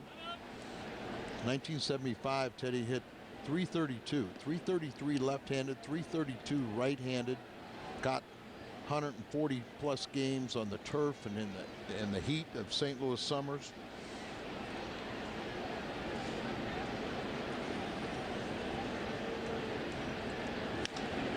There's a base hit for Molina, just inside the line. Duncan on his way home. He will score, and the Cardinals lead it 5-1. Boy, Molina's hit some nice balls to the right side, and there's a lot of base hits and RBIs that way. And going right there, fielder really is a much better fielder than you might suspect for that big body. He's got very soft hands. He's got a lot more range, but he looked awkward on that approach. I thought I remember visiting with Ted Simmons at one point. There's a hop to the shortstop Hardy. I want to ask you about a radio show. Did you do a radio show with Ted Simmons? Yes. That's what I thought. I don't know why I remember that, but I do. 5-1 Cardinals. Well, he is not in the Hall of Fame, and that is Ted Simmons. Played a number of years here in St. Louis, and a switch hitter. Yep, here's from the right side against Randy Jones, and got one of the screwballs up, and another line drive off the bat of Simba. Was playing golf, and for a while Ted Simmons was, I mean, absolutely addicted to the game of golf. And you got to understand, I mean, he was really addicted. There was nothing during his playing career or anything like that. The last thing he'd ever think about was playing golf. And I saw him, and we started talking after a golf outing, and conversation, lo and behold, was a little bit about you, Al. So I know you'll be happy about that. And he said that at one point you guys did a radio show together. Is that correct? Yeah, KMOX. Great. Saturday afternoon in the off season. We got good at answering the phone. Couple of geniuses like yourself.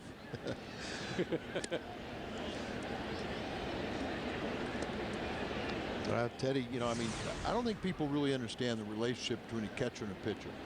You know, if you have a good one, it's always going to help that pitcher out. If you got a bad one, you know, it hurts the ball club.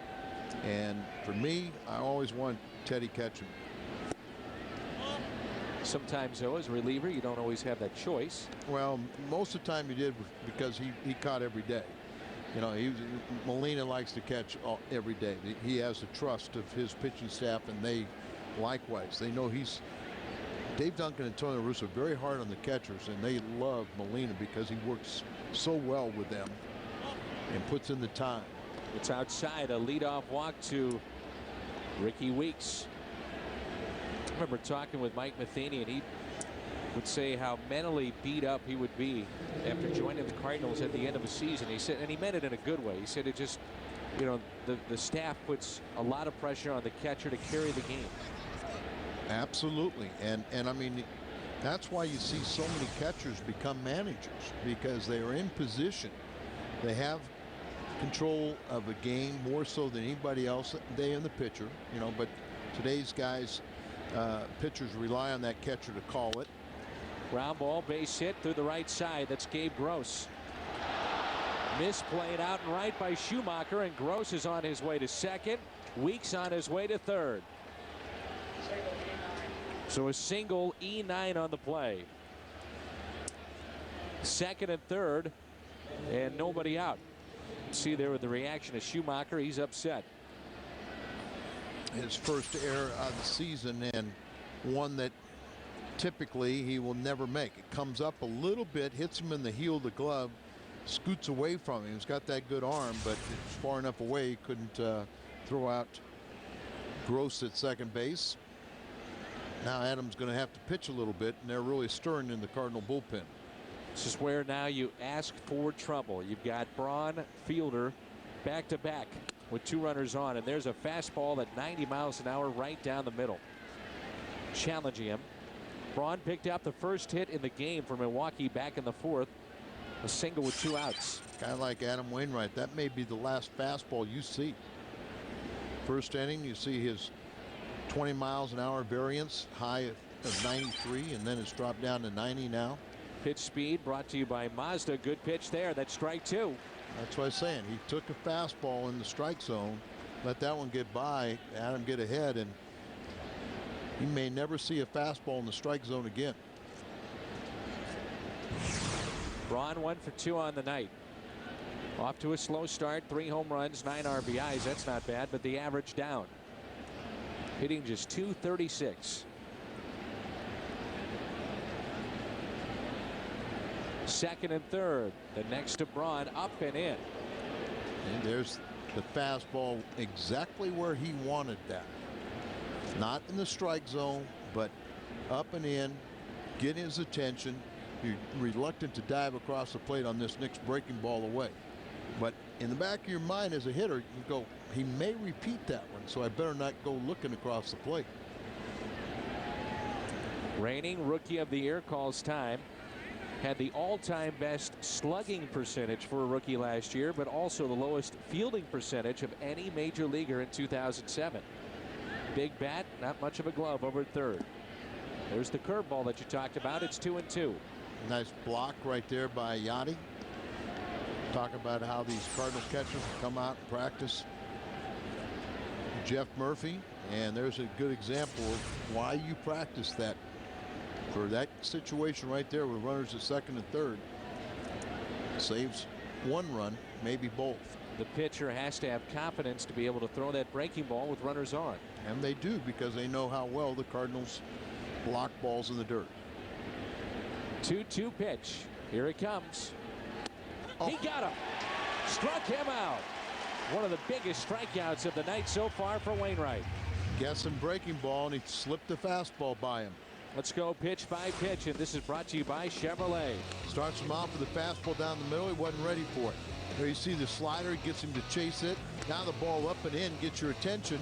There's the breaking ball, and then a fastball freezes him, and he can't believe he couldn't pull the trigger. So 1 out, and now it's Fielder. First base open, second and third. Fielder still looking for that first home run.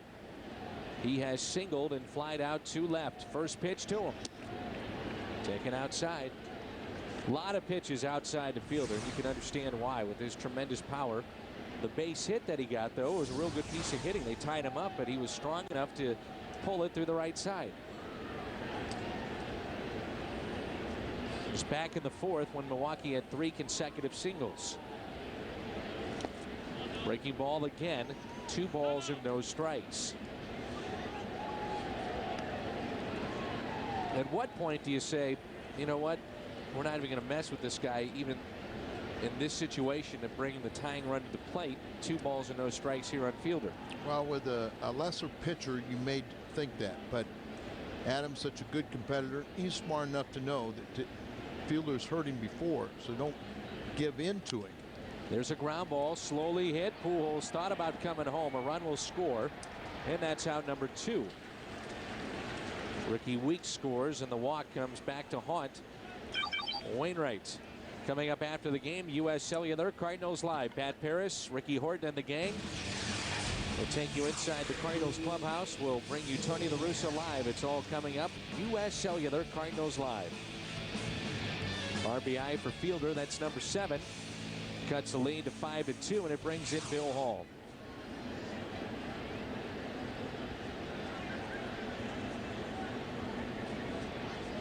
Hall has an RBI single back in the 4th. He's also fly to right. Good pitch.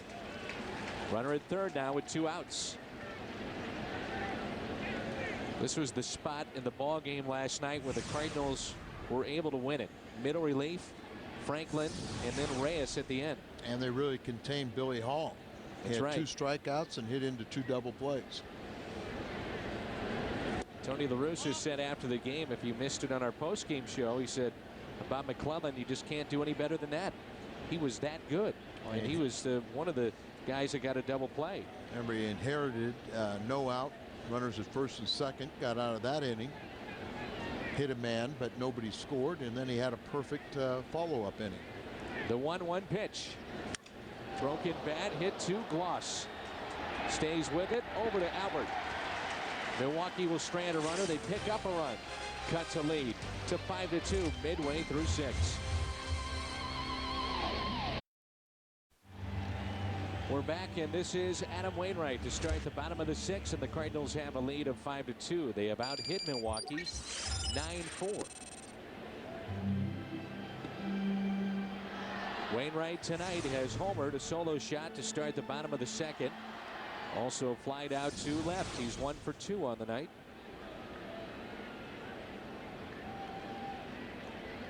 And here comes an 0-1 pitch. Grounded foul. 0-2. So how about the pitching so far in the series for the Cardinals? Only 4 hits allowed tonight. You go back to last night in the win, just 2 singles and a double for Milwaukee in the entire game. Well, they're not swinging the bats the way they're capable of right now, and some of that is definitely the Cardinal pitching.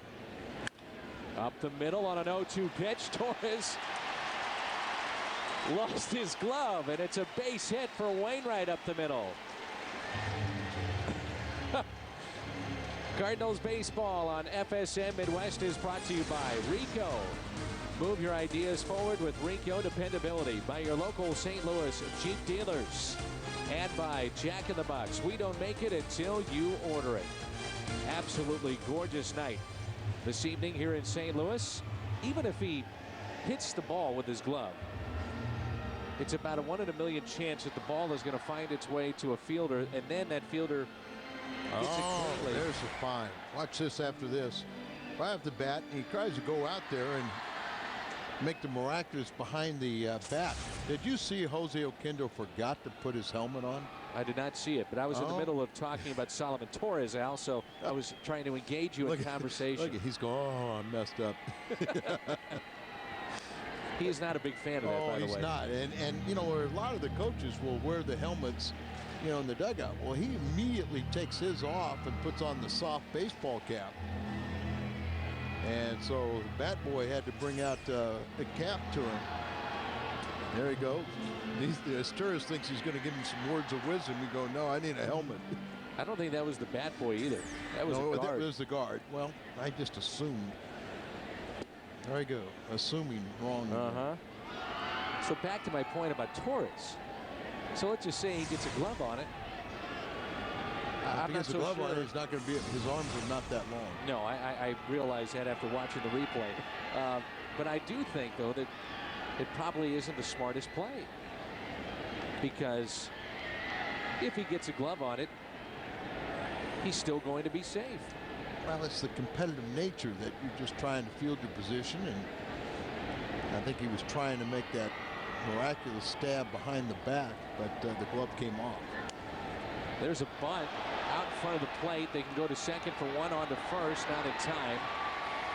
He dented it too well there, and Wainwright is out at second base. It looked like Kendall had to watch the bat after his tourist dropped it. And watch this. It just hits in that dead spot and just stands right there. And that's Sure pretty did. athletic, isn't it? Yeah, good play. Reaching down with your right hand to get the ball, and with your left leg extending it further than you initially thought to step over the bat.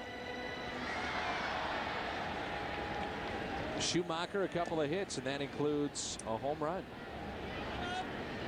Singled and scored back in the first. He is grounded out to short, and a solo home run in the fifth. It just cleared the wall in right.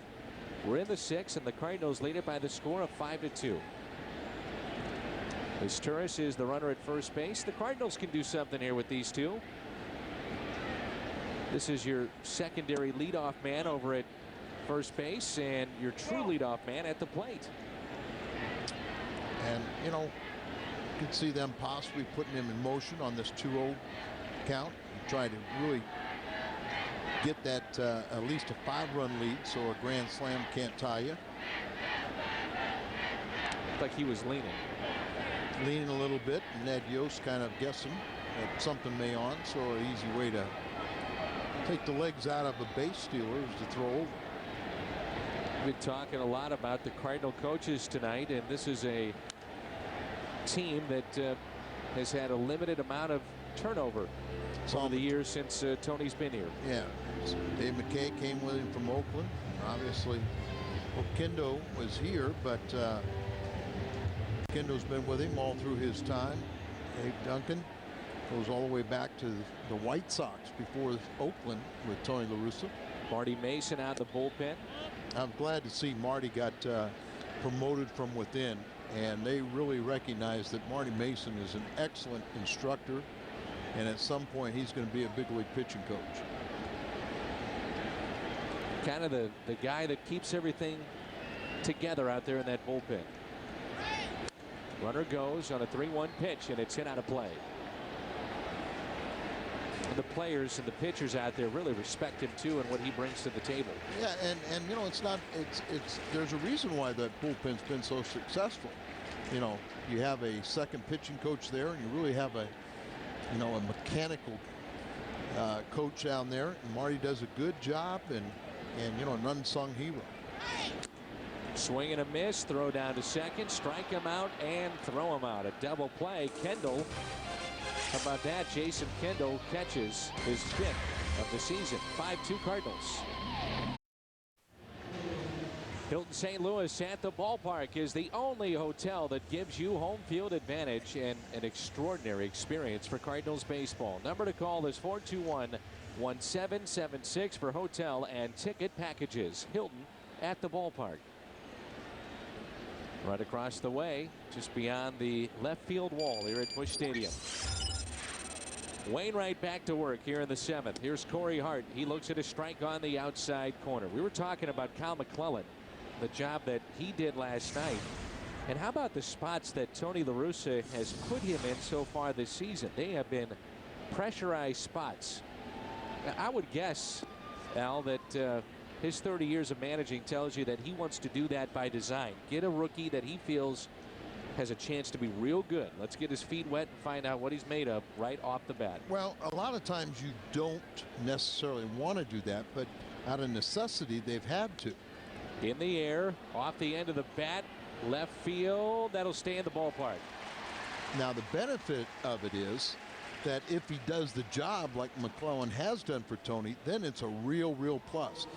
You always worry, well, you know, was this going to retard his growth? Now, he's probably not available after the 2 innings of work last night. And how about Adam Wainwright? Every time he takes the mound, he's got a little bit of a short bullpen.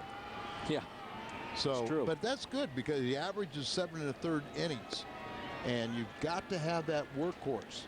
You know, we talked about Looper 3-0, but you know, because his pitch count got up there with the 5 walks, you know, that all of a sudden he just goes 5+ innings. So you've got to have guys that go deeper into games. That curveball, it just missed, and it's 1 ball, and 1 strike. I love the fact, though, that Tony brought McClellan back in against Miguel Tejada after he gave up that game-winning walk-off home run and put him right back out there again against him. Now, to me, that was by design, because, you know, and I think it's also by design too, because they got the result they thought they would, because they think he mentally is very tough. The 1-2 pitch. Check swing. Did he go? No, he did not. 2-2. When McClellan gave up the home run to Tejada, the opposite field home run. First game of the series against Houston, and Tony, another crucial spot in the game, brought him right back against the perennial all-star Miguel Tejada. And that time he got him. Ground ball hit to short.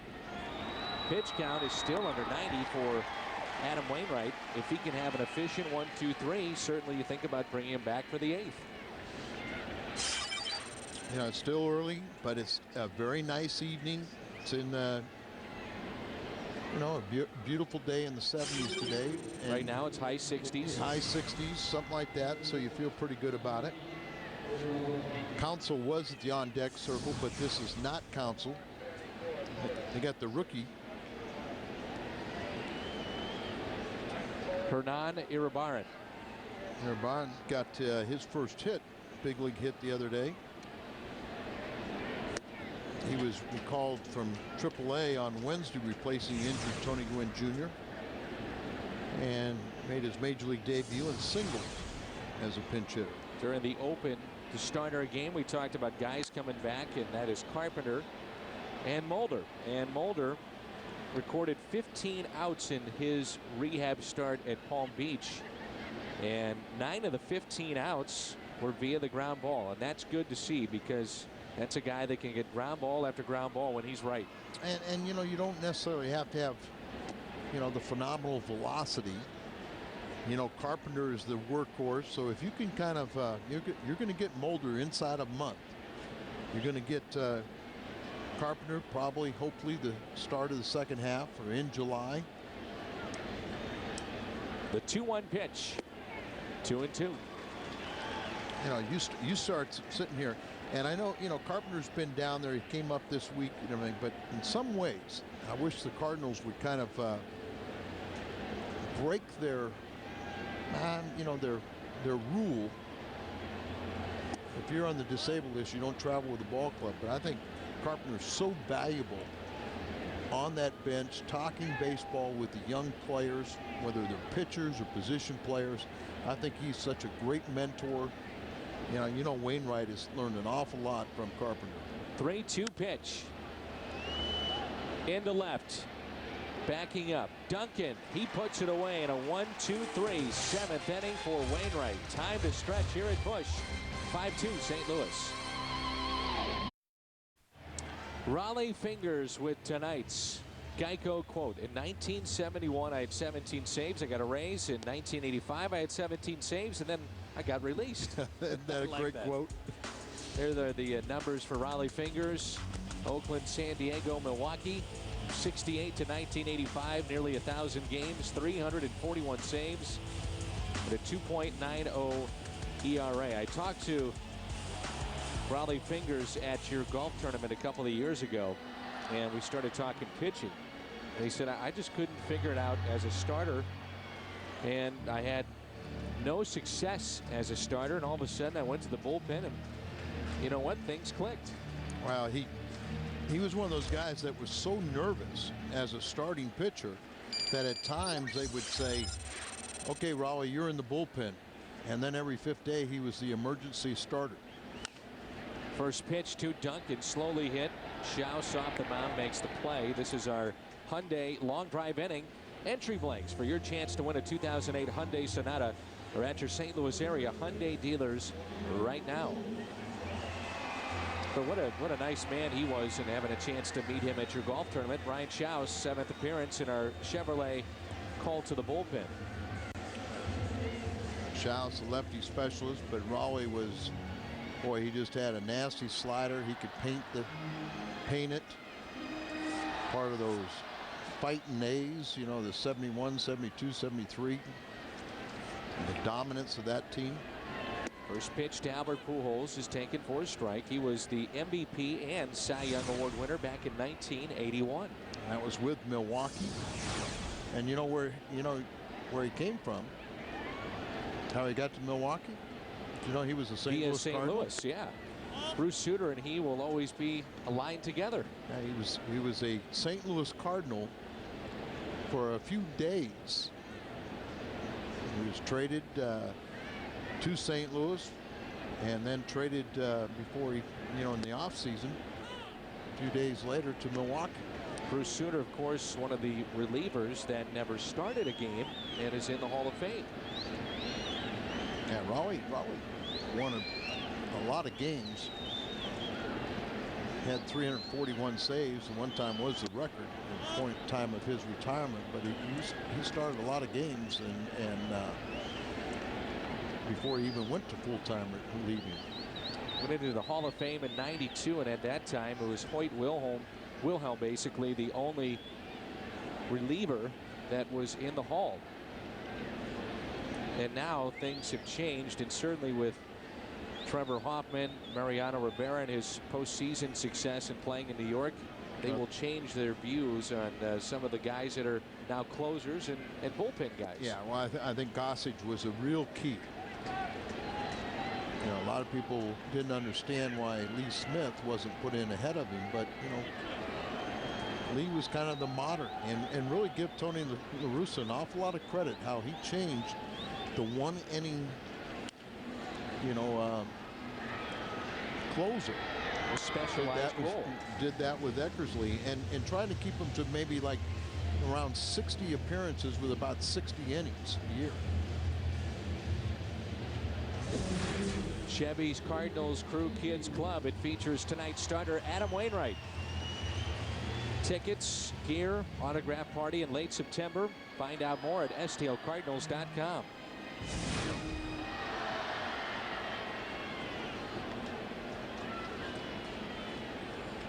Was Simmons involved in that deal too? Yes. Dave LaPointe and all those. Sixto Lezcano and David Green coming to St. Louis. Teddy was one of the principals. Vukovic.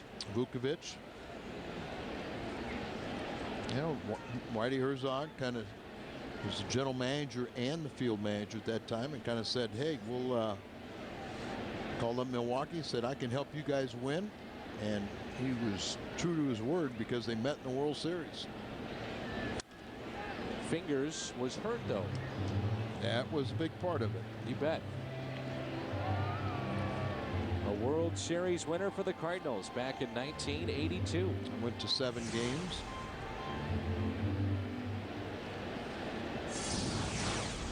Image that lives on is Bruce Sutter and Darrell Porter. The final out, embracing back in 1982. And Bruce Sutter threw a fastball by Gorman Thomas for the final strikeout. And everybody said, hey, you got your split finger pitch. What are you throwing fast? Oh, he wanted to. And Keel pops it up right side. Fielder over with a play. And he makes it. Kendall leads it off when we come back. 8th inning rolls in here at Busch. Cardinals lead it 5-2. Sunday, it is the groundbreaking show that earned 4 Emmy nominations for combining sports and science. It returns as we look back at some of the most incredible, unforgettable moments from the past. The best of sports science this Sunday at 9, only on FSN Midwest. Already a best of for sports science. That will be this Sunday. Wainwright pitching into the 8th, and the first pitch to Kendall is a strike, the 9th place hitter.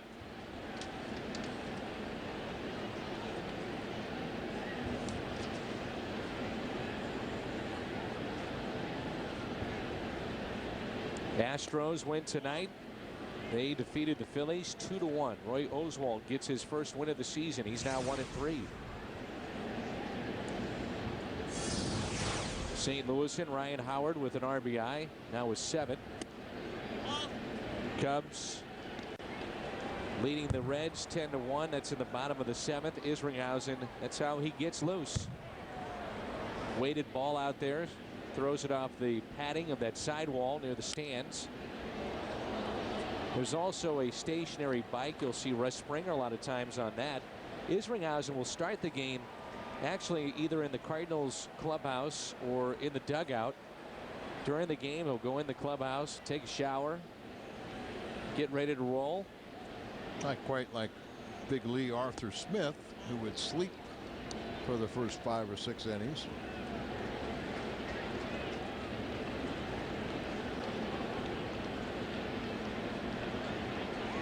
Three and 2 the count on Kendall. 5-2 St. Louis.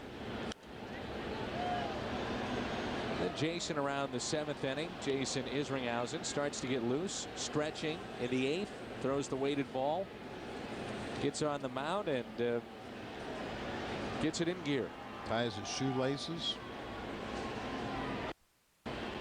Izzy is 14 shy of 300 saves in his career. He told me last year, we were in Pittsburgh, free agent to be, if the Cardinals did not pick up his option, that somewhere he was going to get save number 300. That's something that he wanted to do. He's going to get it in St. Louis. You would think. At the time, though, he didn't know. Ground ball. Troy Gloss is there. Over to Albert, and he makes the play. Hopefully he has it in the first half. This copyrighted telecast is presented by the authority of the St. Louis Cardinals and may not be reproduced or retransmitted in any form. The accounts and descriptions of this game may not be disseminated without the express written consent of the St. Louis Cardinals. How about Wainwright tonight? He's at 102. Certainly his final inning is right here, you would presume. And this is Ricky Weeks back to the top of the lineup. So if Isringhausen comes in, if Wainwright can get the next 2, he would face the heart of this lineup for Milwaukee: Braun, Fielder, and Hall. 3-run lead, but still qualify for a save. So, and you just saw by that graphic, more than likely his last inning. Be shocked if he went out for the night. Well, Springer tomorrow apparently will throw a bullpen, and then, you know, it starts to get real interesting as far as what happens with the starting rotation if Mulder is healthy enough to come back, and also if everybody's still healthy when Springer comes back. Up the middle, base hit. It'll scoot on over to left center, and Keel will spin and fire back into the infield. And that holds Weeks at first.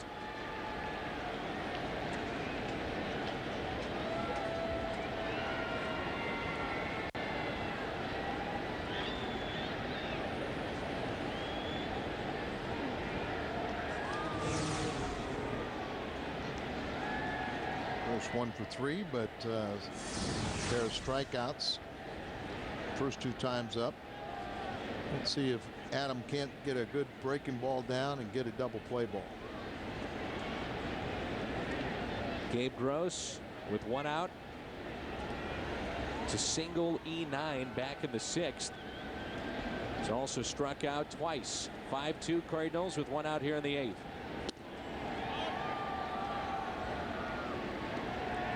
Randy Flores throwing in the Cardinal bullpen. That'll be for Fielder. So Adam will have 2 shots. 2 forced in 9 opportunities as far as double plays are concerned for Wainwright this year.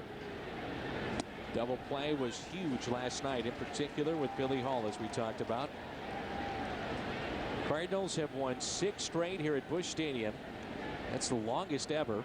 Brief history of this ballpark, and the longest since 2005 at Busch Stadium too. 14 of the next 18, that includes tonight, are right here at Busch Stadium. Good curveball. Still a little bite here in the 8th inning for Wainwright. A lot of bite on that. Nice. Top of that one, and he swung over the top of it. Good downward action. Got to figure that Gross is just trying to figure out what's coming next. Curveball is going to come next.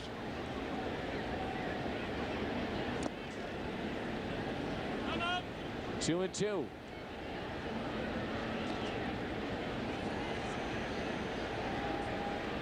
.110th pitch is going to be his last one.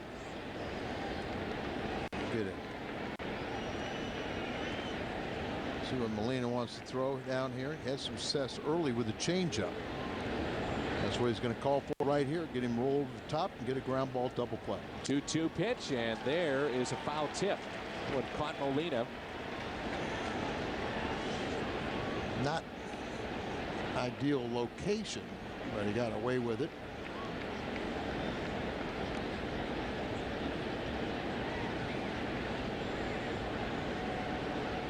Get that ball down and he get what they wanted. Now the cutter, slider, cutter. Throw behind and safe at first is Weeks. Lane has already picked off 2 this year, 21 in his brief career. Had to run the count full. Throw down to Pujols, playing with that sore elbow.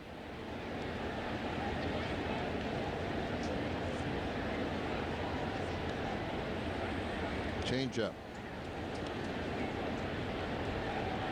Runner not going, and the pitch is pulled foul. You talked about the relationship of the catcher and the pitcher together. These two have been a part of some pretty huge moments over the last few years. Adam Wainwright, Yadier Molina, closing out the NLCS and the World Series. Sure. And a lot of trust between these two. Fastball away. Get him roll over the top. 3-2 pitch, and he missed. So now the tying run comes to the plate. It's a big walk. Dave Duncan out to visit. Run out like that. That also signals to the bullpen that I'm not making a pitching change. May get a right-hander up now.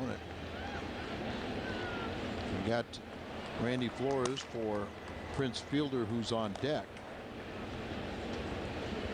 Diamondbacks over the Giants 8-2. Brandon Webb is now 4-0. He goes 8 innings in that start. Barry Zito 0-4. Cardinals baseball on FSM Midwest is brought to you by Bud Light. Endless refreshment from start to finish. Bud Light keeps it coming. And by Chevrolet. See for yourself. Shop and compare at STLChevy.com. Ryan Franklin gets up and throwing in the bullpen. This will be the last man that Adam is allowed to face tonight. Throwing 113 pitches to this point. Mets beat the Nationals 5-2. The Marlins over the Braves 6-5. Here is Ryan Braun. Dangerous man right here. Pitch in the dirt. Braun tonight. Quiet. Singled and scored back in the 4th. He's caught guessing and looking back in the 6th. Wainwright has struck out 6 on the night. Braun also popped out 2 second. 114 pitches tonight.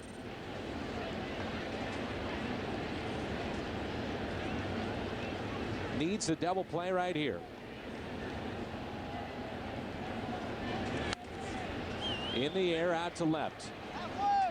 Boy, that's a big out. That's out number 2. Braun retired. Jam shot right there.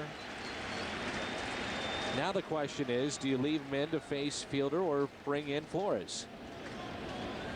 Well, ideally you'd like to reward him and you'd like to have him come off the mound, but it's awfully early in the season. You got the lefty warming up just to face Fielder.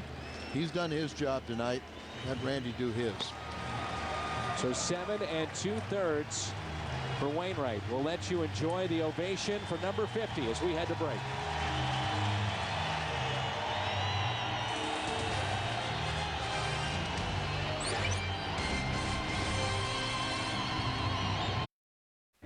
The lovely Judy working hard tonight. It's down in the green seats area. Folks, how is everything? Wonderful. Glad to have everybody here tonight. Great service here at Busch Stadium, and our thanks to Judy and all her hard work over the years, especially on the hot days here at Busch, those day games. You'll see her down in the green seats. Here is Randy Flores. Adam Wainwright tonight, 7 2/3, 5 hits, walked 2, struck out 6. If you're a lefty in that bullpen, whether you're Ron Malone or Randy Flores, you're geared up for probably this one at bat because, as we have talked about, this lineup does not hit right-handed pitching well. So you are geared up to face Prince Fielder. And this is the only man he will face. So hopefully he'll finish off the 8th inning.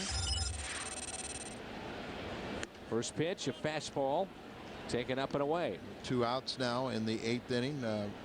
Izzy is throwing.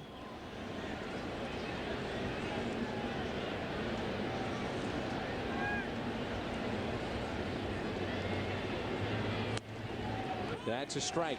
Fielder tonight. Fly to left, singled in the 4th, and picked up an RBI and a ground out. He's 2 for 5 with a home run against Randy Flores. And Randy has that slider that, when it's consistent, he's going to be successful. Times when it's not is when hitters can be in trouble. Ooh. You can see where Molina wanted to fire down to first, and I think they would have had a shot there.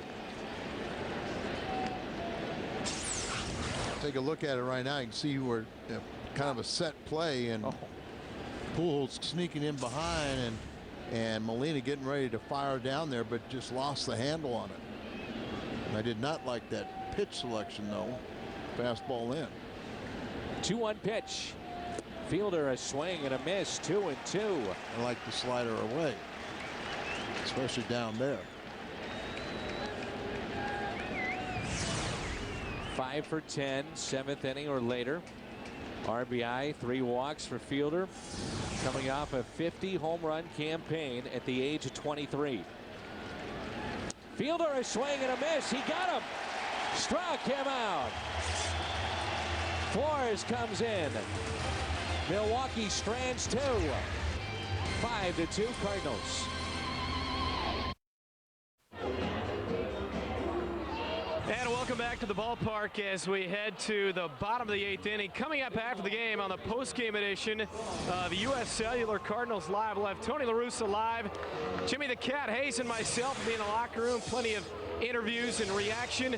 And of course, Pat Paris and Rick Horton are going to discuss and break down, hopefully, a Cardinals victory. That and a special little piece on perhaps the Cardinals not being just as young as they would appear. That and more on the post-game edition of U.S. Cellular Cardinals Live. Dan and Al?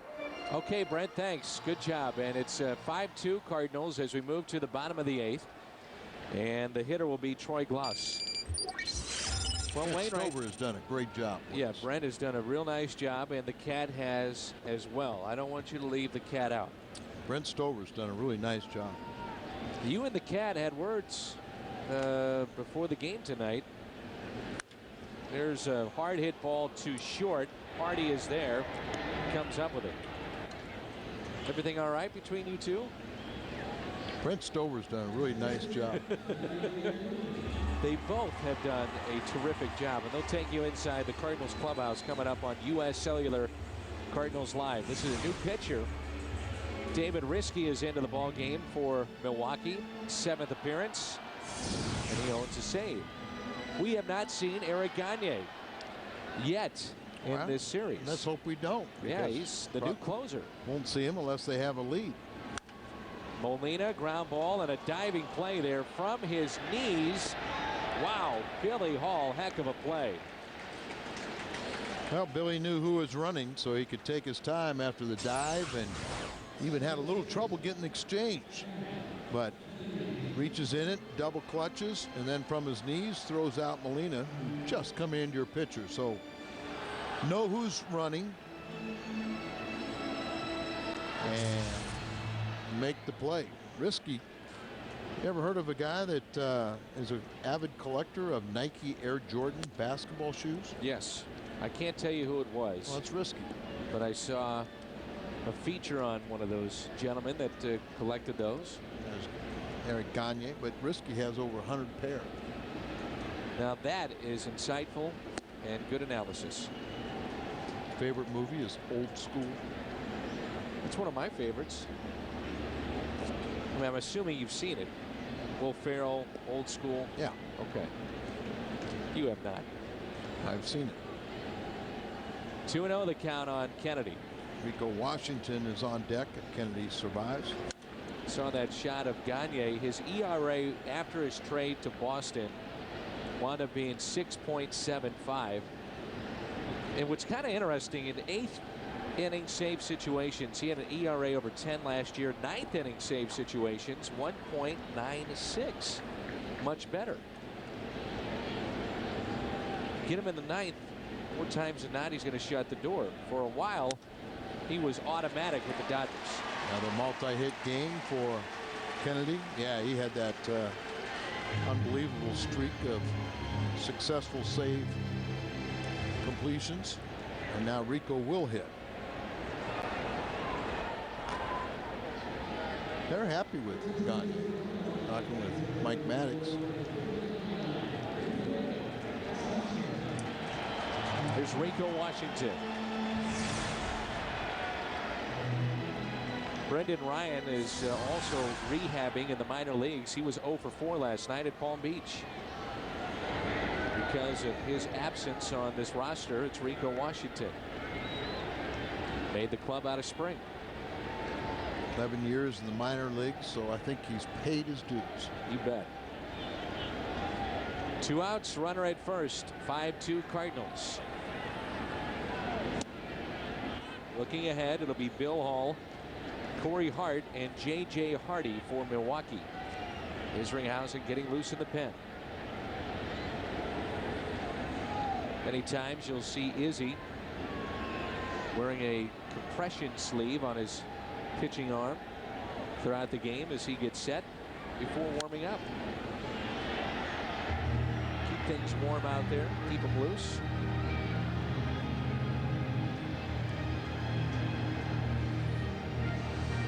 Isringhausen with 10 saves in 12 opportunities in his career against Milwaukee.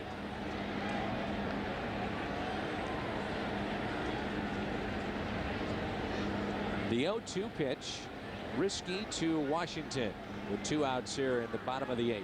Here it comes. I believe that's a strikeout. I'm not sure if our catcher knows that, but yes, sir, Mr. Kendall, that's a strikeout. We head to the 9th. Izzy coming on.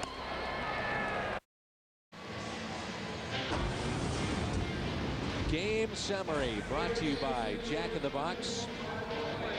Adam Wainwright getting the start tonight for St. Louis. A look at him warming up and then making that long walk from the bullpen to the dugout, then to the mound. He was set to go early on. Milwaukee did not pick up their first base hit until the 4th inning. Wainwright was exceptional tonight. 7 2/3, 2 runs, 5 hits, walked 2, struck out 6, also hit a home run. A couple of base hits for number 50. Big night for him. Skip Schumacher with a multi-hit game, including his first of 2008, a home run. And now the Cardinals turn it over to their closer, Jason Isringhausen. Again, he is 14 shy of 300 saves in his career. Trying to pick up his 6th save this season. Been very good retiring that first batter. 6 of the first 7. His 8th appearance. First pitch, a strike at the knees to Bill Hall. Hall with an RBI single back in the 4th to plate the first run for Milwaukee tonight. 8 games this season now that Izzy has appeared in. 1 blown save. He's 5 for 6 in these opportunities. Ground ball left side. Glaus. Not an easy play, but comes up with it. In between hop there and comes up with it successfully. So Izzy gets the first man. Well on his way. Cardinals 2 outs away from win number 11. What a start. I don't know who thought Cardinals may start like this, if they can hold on. Not many. Most people thought this would be a year of transition for the Redbirds, but they have pitched well. Well, the best thing is the players themselves thought they were a much better ball club. Trying to bunt his way on. Molina hops on it. Fires. Safe. Corey Hart is aboard. The base hit for Hart, his first on the night. Just got it far enough away from Molina to where he gets a good running start. Molina has to chase it down and a bang bang play. Corey Hart gets the benefit of the doubt, and you can see by that replay, a good call by our first base umpire. The one thing that the Cardinals have, though, is a constant over at first base, and some believe he is the best player in all of baseball. You build around that, and the Cardinals have been able to do that. You still, with the faces that are gone off this roster, you still have Albert Pujols over at first. That's a huge factor. Very much so. J.J. Hardy is 0 for 3. 1-0 pitch. 1 ball, 1 strike. Hardy can run a little bit, so it'd be tough to double him up. It'd have to be a hard hit ball. It's one of those guys that I think kind of is the glue to their ball club. You've got bigger names now. There are people that you associate with Braun and Fielder, but J.J. Hardy is kind of he's the glue in the infield defense. He's also a surprising hitter. He had 26 home runs last year and 80 RBIs. Count of 1-1. Outfield is straight away for J.J. Hardy. Runner goes. That'll be a stolen base, but that ball is put into play down the right field line. It's fair. Into the corner it goes. Cuts a lead to 5-3. So a double and an RBI for Hardy, his 4th ribby of the season. Now things get a little interesting as the tying run comes to the plate. Leaning out to talk to Izzy now. A little words of encouragement from Albert, but you're going to run off of Jason Isringhausen. Very, very slow to the plate. It's kind of the modern trend of closers today. The maximum effort going to the plate, slow, so they're vulnerable to the steal. Greg Consell, the veteran from Milwaukee area, 2nd stint with the ball club. Saturday was a blown save for Izzy, but he also picked up the win in that game. An inning, 3 hits. That was his last outing. As you've talked about time and again, if you're a closer, you just have to forget about those. Well, yeah, you have a very short memory. Bounce back. You feel terrible when you take a win away from a starter. But you would much rather take the win than to take an L. And there was a ball there that a little suspect. Forget whether it was a hit or an error. It was scored a hit, but a play that is made many times could have ended that game. 1-1 the count on Craig Counsell. Won a World Series with 2 teams, the Florida Marlins, Arizona Diamondbacks. Izzy is now 35 years old and the all-time saves leader here in St. Louis with 210. Coming off a great year in 07. 32 saves and 63 appearances. And 32 saves out of 34 attempts, and one of those was a win-aided ball in Chicago that just eluded, looked like it was 10 rows in the stands. And in the air, right field, on the move, Schumacher, and it hops over the wall, so it's a ground rule double. And the tying run now at second base with only 1 out, and you can just tell Isringhausen is not sharp, and I'm not sure about his velocity right now too. Well, this is one thing we got to be concerned about is the amount of appearances bullpen guys are putting up here. And there is a pitch up in the middle of the plate. Counsell jumps on the ball. There was where it jumps over the wall for the ground rule double. Are you seeing the same thing I am? I'm just not seeing him throw as hard as maybe we normally see him. That last pitch at 85. Well, and that's probably a cutter, but it didn't do anything. It just sort of sat there. So here is Kendall now with 1 out. Tying run at second base. It's 5-4. No activity in the Cardinal bullpen.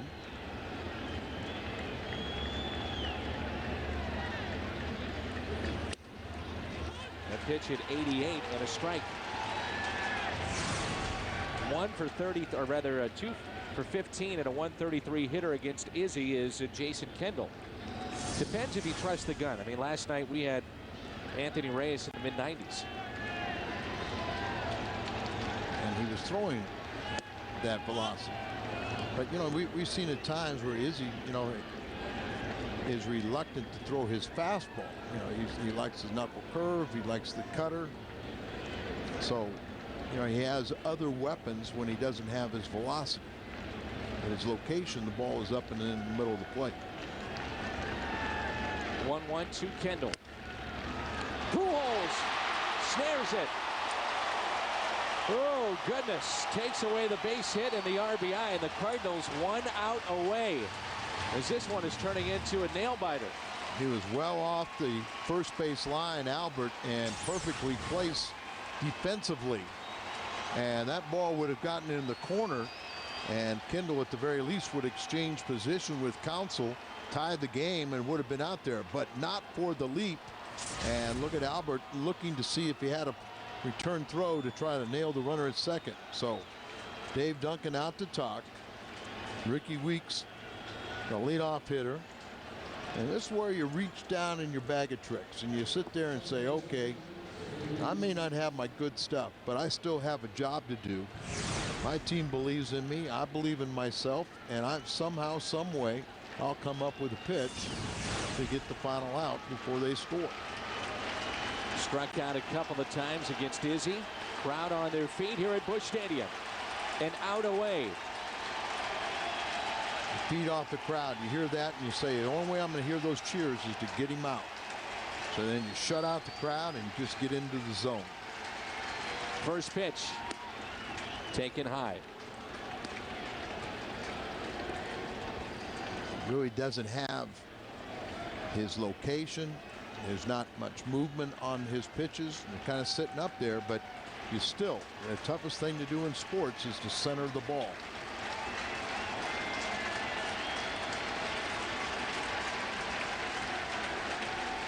Izzy has talked about it time and again, not having your best stuff, but fighting through that, and he's done it time and again. Check swing, that's a strike. There's a good pitch there. I mean, he has been very, very good in his career here in St. Louis. Got the ball down and started on the outer half, broke down out of the strike zone, but you get a hitter to swing at. And the times when he has not been good is when he's been hurt, for the most part. Yeah, and you know, I mean, he's been used a lot. I mean, this is what, his 9th appearance out of the bullpen, playing in our 15th game. The 1-1 pitch. Strike 2. Now you feed off that adrenaline. Got the second strike. Puts a lot of pressure on Ricky Weeks. He's hearing the crowd noise. He wants to calm them down as Izzy's going to take his time. He knows he's in the driver's seat. Doesn't have to throw. You got a young hitter. He's a dangerous hitter. But that inexperience and aggressiveness can work to Izzy's advantage.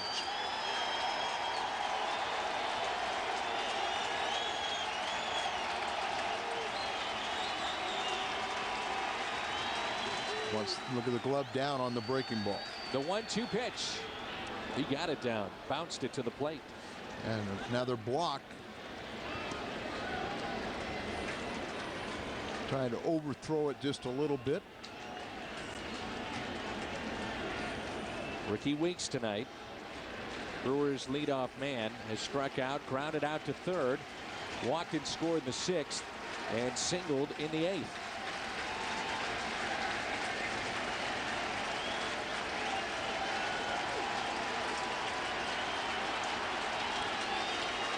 Big pitch here, 2-2.